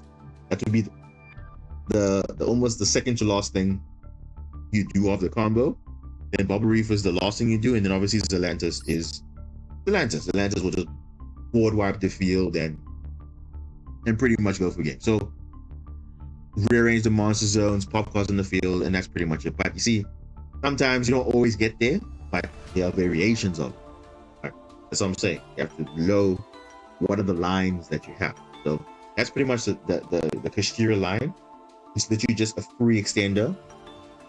It just also obviously it's a big body, because obviously it gives hand knowledge. So that's pretty cool. And yeah, it sometimes that hand knowledge comes in clutch, especially when you're banishing cards from face down. So if you're playing a deck that requires a particular one of in a combo or whatever, like for example Labyrinth or whatever, if they have a lovely banisher face down, they can't get it back. So, or if it's Flaunderies, let's say, and let's say you happen to excavate their deck and you see an M-Pin, banish it face down, or you banish a map, banish it face down. Any key card that's normally a one of, banish it face down.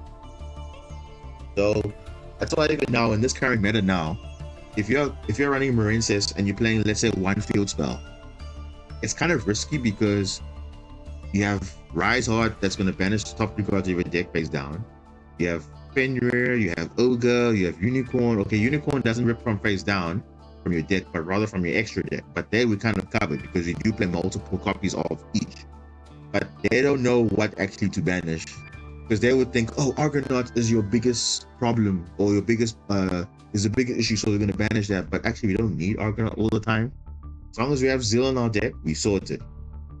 But yeah, that's pretty much what we are here like to showcase. Obviously, that Marincess is versatile enough. It's not the fact that, okay, yes, it can't break boards on its own, but obviously any other support would help. Now, of course, we are missing one more line of Marincess, which is the Synchro version. Now, the Synchro version obviously requires a particular card, which is not yet in the game. And this should have come out earlier, but for some reason, it's just one card that's missing from the support. And for those that don't know, it's the Ice Jade support. So I'll just type it here, the Ice Jade support. So pretty much every card is here for Ice Jade. We are just missing one card, which is the next tuner, not this one, the proper tuner that actually kind of not breaks the deck, but makes it more consistent to consistently turbo out this card, which is the level 10 broken card, which will be used in the Synchro Marincess or Pen Yang, because remember that level 7 tuner says you discard an Ice Jade card or a water monster, similar to how Sword Soul Long Young is, where you discard a worm or a Sword Soul card. Same thing, but you special summon itself from the hand and you summon a token, right? And it will always equal level 10, because Long Young was 6, the tuner was 4. In this case, the Ice Jade tuner is going to be level 7 and a Sword Soul token of 3. But the downside is obviously, unlike Long Young, where you cannot summon anything except for synchro monsters, so it's pretty generic, the Ice Jade tuner is not, because it only restricts you into summoning water monsters from the extra deck only. Not synchro monsters, just water monsters. So it's either you link summon or you synchro summon. That's the only option you have. Obviously, you can exceed summon, but while the token's on the field, you cannot summon anything else but Link Monster. So unfortunately, you cannot go into Baron the Fleur turn 0, obviously. But in any case, that card will definitely break Marincess a little bit. Not by a long shot, but it will give us a chance, especially in the grind game, because Gamia is a grind game card. Like, she's gonna come and clutch like banishing key cards, because obviously not gonna negate anything, but if it's gonna activate, for example, those continuous face-up cards, like spell and traps and so on, like for example Kashira Birth, the field spells when they come through, if you can banish it when it activates, it's gonna be gone. So they can't get it back, no? So unless obviously they have cards that can recover, but that will be in the future. But that card unfortunately is not in Master Duel yet, so we just have to wait and see. So until that time, you know, we have currently Kashira Ogre, which is kind of a good extender right now, but this deck will be even better, more consistent, because if you don't want to synchro, you can just use it to make a Link 2. And the nice thing about the Ice J Tuner, it doesn't take up your normal summon. So, of course, decks that don't take up normal summons are typically good. So, Marincess will finally be a deck where it doesn't only rely on normal summons. So, you will first go, obviously, if you have Ice J in your hand, discard a water monster, okay, cool. But obviously, if it's a good one, you can start your play. So, if you have Blue Tang and the Ice J Tuner, you discard Blue Tang, make a Link 2, an enemy summon back Blue Tang, and you start your combos from there without normal summoning. So if they disrupt that, you still have plays going forward. And that will also make the Zelantis line more consistent, because that will turn again any Marincess level 4 lower monster except for Sleepy Maiden. Sleepy Maiden, however, will be a good extender, a good combo with the Ice Age Tuner, because it'll be a 2-card Link 4 straight away, no issue. So that's nice. You know? Nice to have. But yeah, that's more for the future. But for now, Kashira Ogre is here. It's all the help that we need, a little bit, but it will definitely take it. So I'm pretty happy with the results. Obviously, you guys can tell for yourself what version you want to play. Obviously, you can see the pure version is probably what most people are going to go towards, because obviously it's simple, pretty standard engine, very flexible, can play like 15 hand traps, 20 hand traps, or disruptions or whatever. So, and you pretty much have the slots for most things. So clean 40 card, no problem, no issues. Then you have obviously the Valence version, which is more advanced, more complicated, because obviously now it requires, you know, understanding of pendulums and how the zones work, and placement of the zones is very important, especially for the monsters. So if you mess it up, you mess up the combo, you need to have a field spell. That one's a bit more complex. Then also you have the Kashira Marincess. So it's just Kashira Ogre with the Kashira Prep. Now obviously in the future, that Kashira Marincess will probably change if you're going to go for maybe more of a, you know, if you're not worried about the water locking and all that stuff, you could run Fenrir and also the Tinnaman Kashira card, because it's also a water monster. So you can run maybe the 2 Fenrir, and you can run 3. You can run maybe two of the Kashira card, but obviously it requires you to banish a Kashira or Tinnaman card. So you need to run more names, otherwise you won't be able to summon it easily. So that's the only thing. But yeah, that could be a thing also in the future for Kashira Marincess. So there's definitely lines that you can do with the Kashira, you know, support. Obviously, that's water related, because I think those are the only 2 water monsters in the archetype. So that's the only thing that we can use from the Kashiras, obviously. So yeah. Other than that, I mean, Marincess itself is a pretty good deck. Obviously, it's not like the most dominant deck out there, but it's definitely proven itself over and over that it can definitely be resilient, and it really takes a pilot to know what's going on.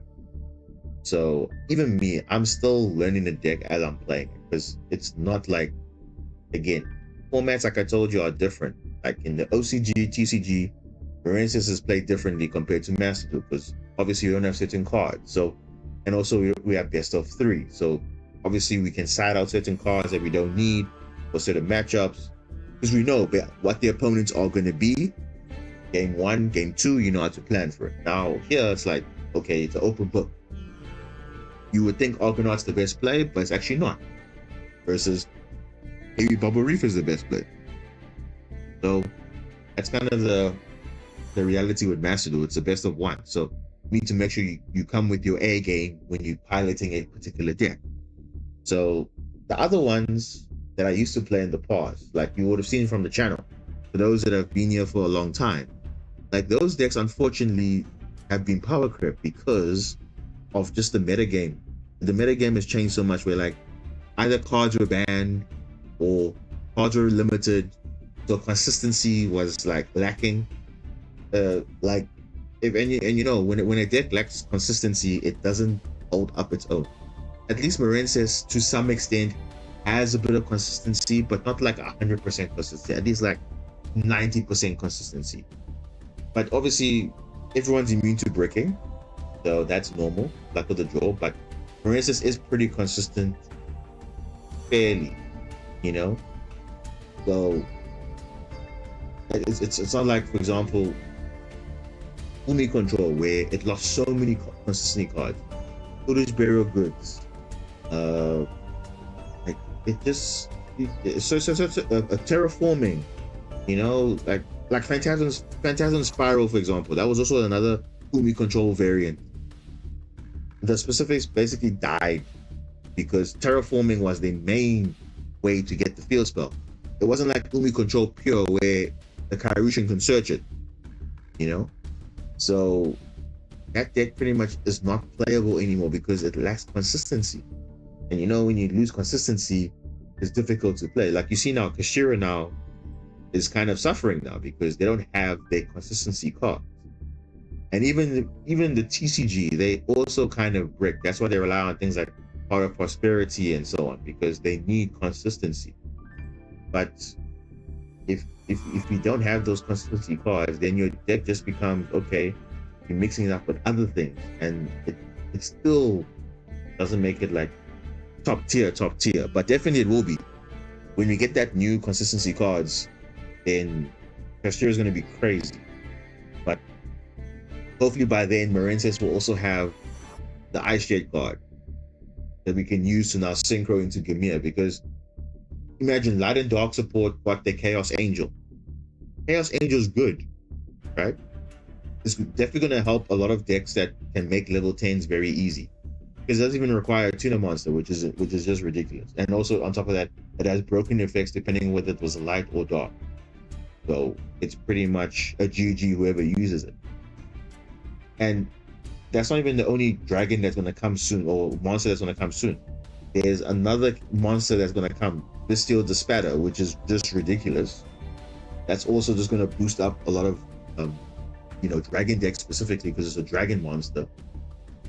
That's also going to have a big impact as well, you know. But definitely one deck I'm looking forward to in the meta game, definitely for Master Duel specifically, how I want to see it perform well, is Super Heavy Samurai.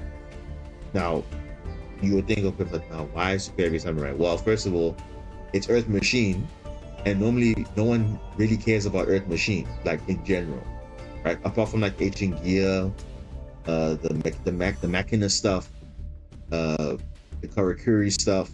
But really it's just like PAL decks normally, and mixed with other stuff like the Burner Souls and stuff. But Super Heavy Samurai on its own, like the new support that it got, it made the deck from okay to like top tier in like no time. And it was so bad that TCG had to ban the Link monster, because the deck was like, you know, when a deck is way too consistent, it had like 15 starters, like 15 one cards, or like 15 or 12 to 15 one card starters, which is insane. And the end board they could make was just ridiculous. So that's why that's what I'm saying. Sometimes a deck just needs one wave of support, like legacy support or something, and then it comes in clutch. You know, like you saw now. I also saw now an article about the, the, I think in the OCG there's a new set coming out. The Ubel support is coming. I was like, Ubel, but that's like a OG GX card. Like those cards are kind of old, eh? Well, based on those cards I read, I'm like, damn, these cards are pretty good. Like the retrains of old cards. There's a new fusion monster that basically board wipes your field. It requires a Ubel monster +1+ effect once on the field. So effectively, that's a full board wipe if you use Super Poly. And I think there's a trap card that can search Super Poly. That's crazy, you know? So stuff like that could potentially break a deck, like for example Unchained, because that's fiend monsters, they destroy stuff, Ubel's being destroyed, so you can only imagine what Unchained's going to do with that support when it comes out. And we're probably going to get that support probably like way later in Master, stuff like that. So I'm looking forward to those kind of things, but definitely Super Heavy Samurai is a deck I want to see how it can perform, because that doesn't use any spell and traps. It literally can use Nibiru's and Gammas and all that stuff. So, and obviously, I'm hoping for more water support, of course, but unfortunately, they love giving light and dark a lot of support because those are the most supported archetypes in the game. So, can't really do anything about that. But yeah, I think that's just kind of the state of where Yu-Gi-Oh is at right now. We're also getting speaking about Yu-Gi-Oh and everything. Obviously, we're getting the new Rush Duel coming into Duel Links. Now, for those who don't know what Duel Links is, it's basically like speed dueling.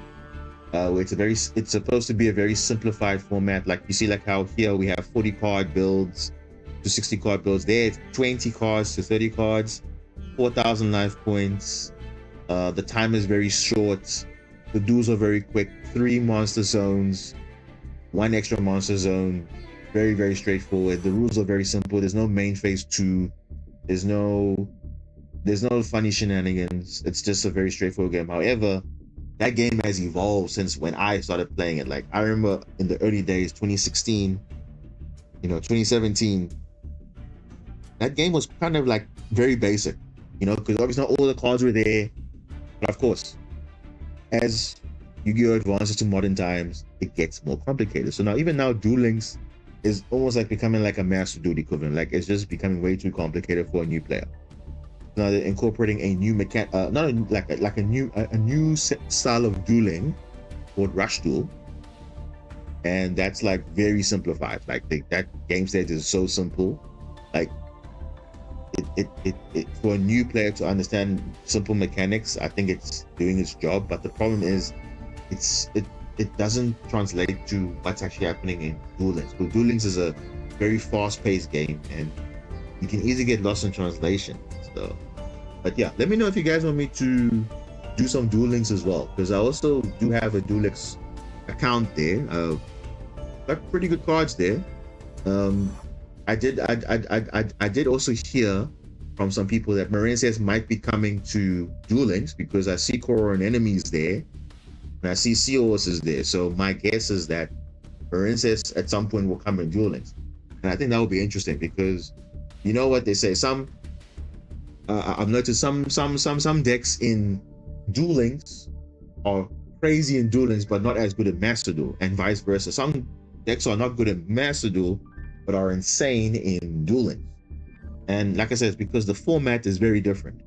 So any high-paced combos with many lines, it's gonna be great.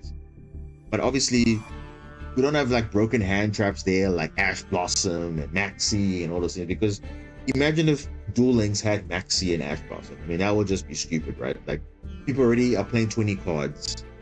Everyone's going to be decking out, And it's like, okay, whatever.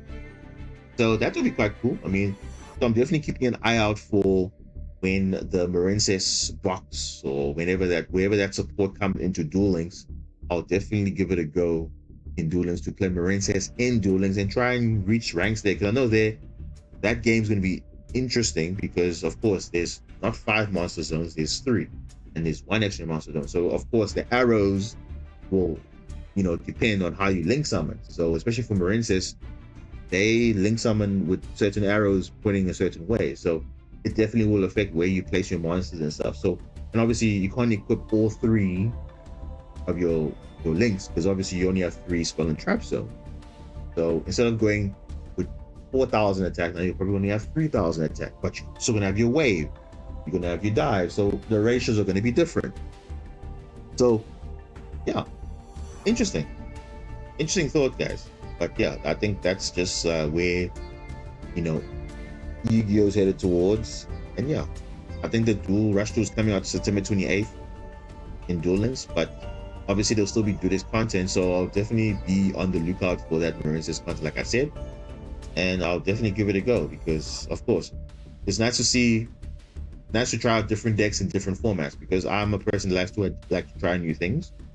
So I don't mind going on to Duel Links and playing Marincess in Duel Links because at least it'll be a breath of fresh air because there you can actually learn, like, for example, the 1 card combo, the 2 card combo, and you can use those skills of those advanced plays. You can take it to Master Duel and then transition it there. I think that will be kind of cool to see, like how the plays are different in Duel Links versus Master Duel, because who knows, Marincess might be broken in Duel Links because of their track card, which is obviously the reason why Marincess is kind of playable at this stage. But yeah, I think I'm waffling on for too long. This is kind of like a reflection segment, just talking to you guys in general. But yeah, like I said before, I think this is, one of the many ways to play Marincess. We definitely could have covered more, but I think you guys get the gist of it. So you guys can make up your mind which version you want. You want to play the pure version? You want to play the Valence version? Play the Cashier version? Or even just the small world version with the best of everything? I don't know. You can decide what's good for you. But obviously, we're still going to do more streams. We're still going to try and enjoy ourselves. Hopefully, get some good duels in, so we can all learn from it. And yeah, we can definitely learn a lot from these games. Because of course, I could have been sitting here playing high octane Tillerman or something like that. But obviously, you don't need to see that. You want to see something different. So that's why I'm bringing you these content. Obviously, you guys love Marincess on the channel. So although it's not a Marincess channel per se, I mean, I definitely don't mind trying also different decks as well on stream. So yeah. But anyway, guys, I think that's all from me. Like I said before, thank you so much for watching. Thank you so much for viewing in. Really appreciate all the questions that you guys asked, for sticking around, of course, for some of the explanations. I know it's a bit difficult. I mean, I could have done it in the video, but I think this is more like a live, raw reaction, not just, okay, it's an edited video, and then, oh, watch that. At least now okay, this is kind of my mindset on how to build a certain deck and why it works and why it doesn't work. So, yeah, I think you can definitely learn a thing or two. But yeah, of course, I'm not the perfect Marincess player, but definitely have experts that are definitely guiding me through. So yeah, I'm enjoying it, and hopefully you are as well. Remember to like, comment, and subscribe. Share the stream. Keep your bell notifications if you haven't turned on already. And yeah, guys, we're still gonna keep grinding. Obviously, give me a new meta. As I said, the Rage of Chaos, but we're still gonna be diving our way to victory. So on that note, I will close out the stream, and we'll probably stream over the weekend. So stick around for that. Otherwise, that's all from me, and we'll see you next time. Thank you.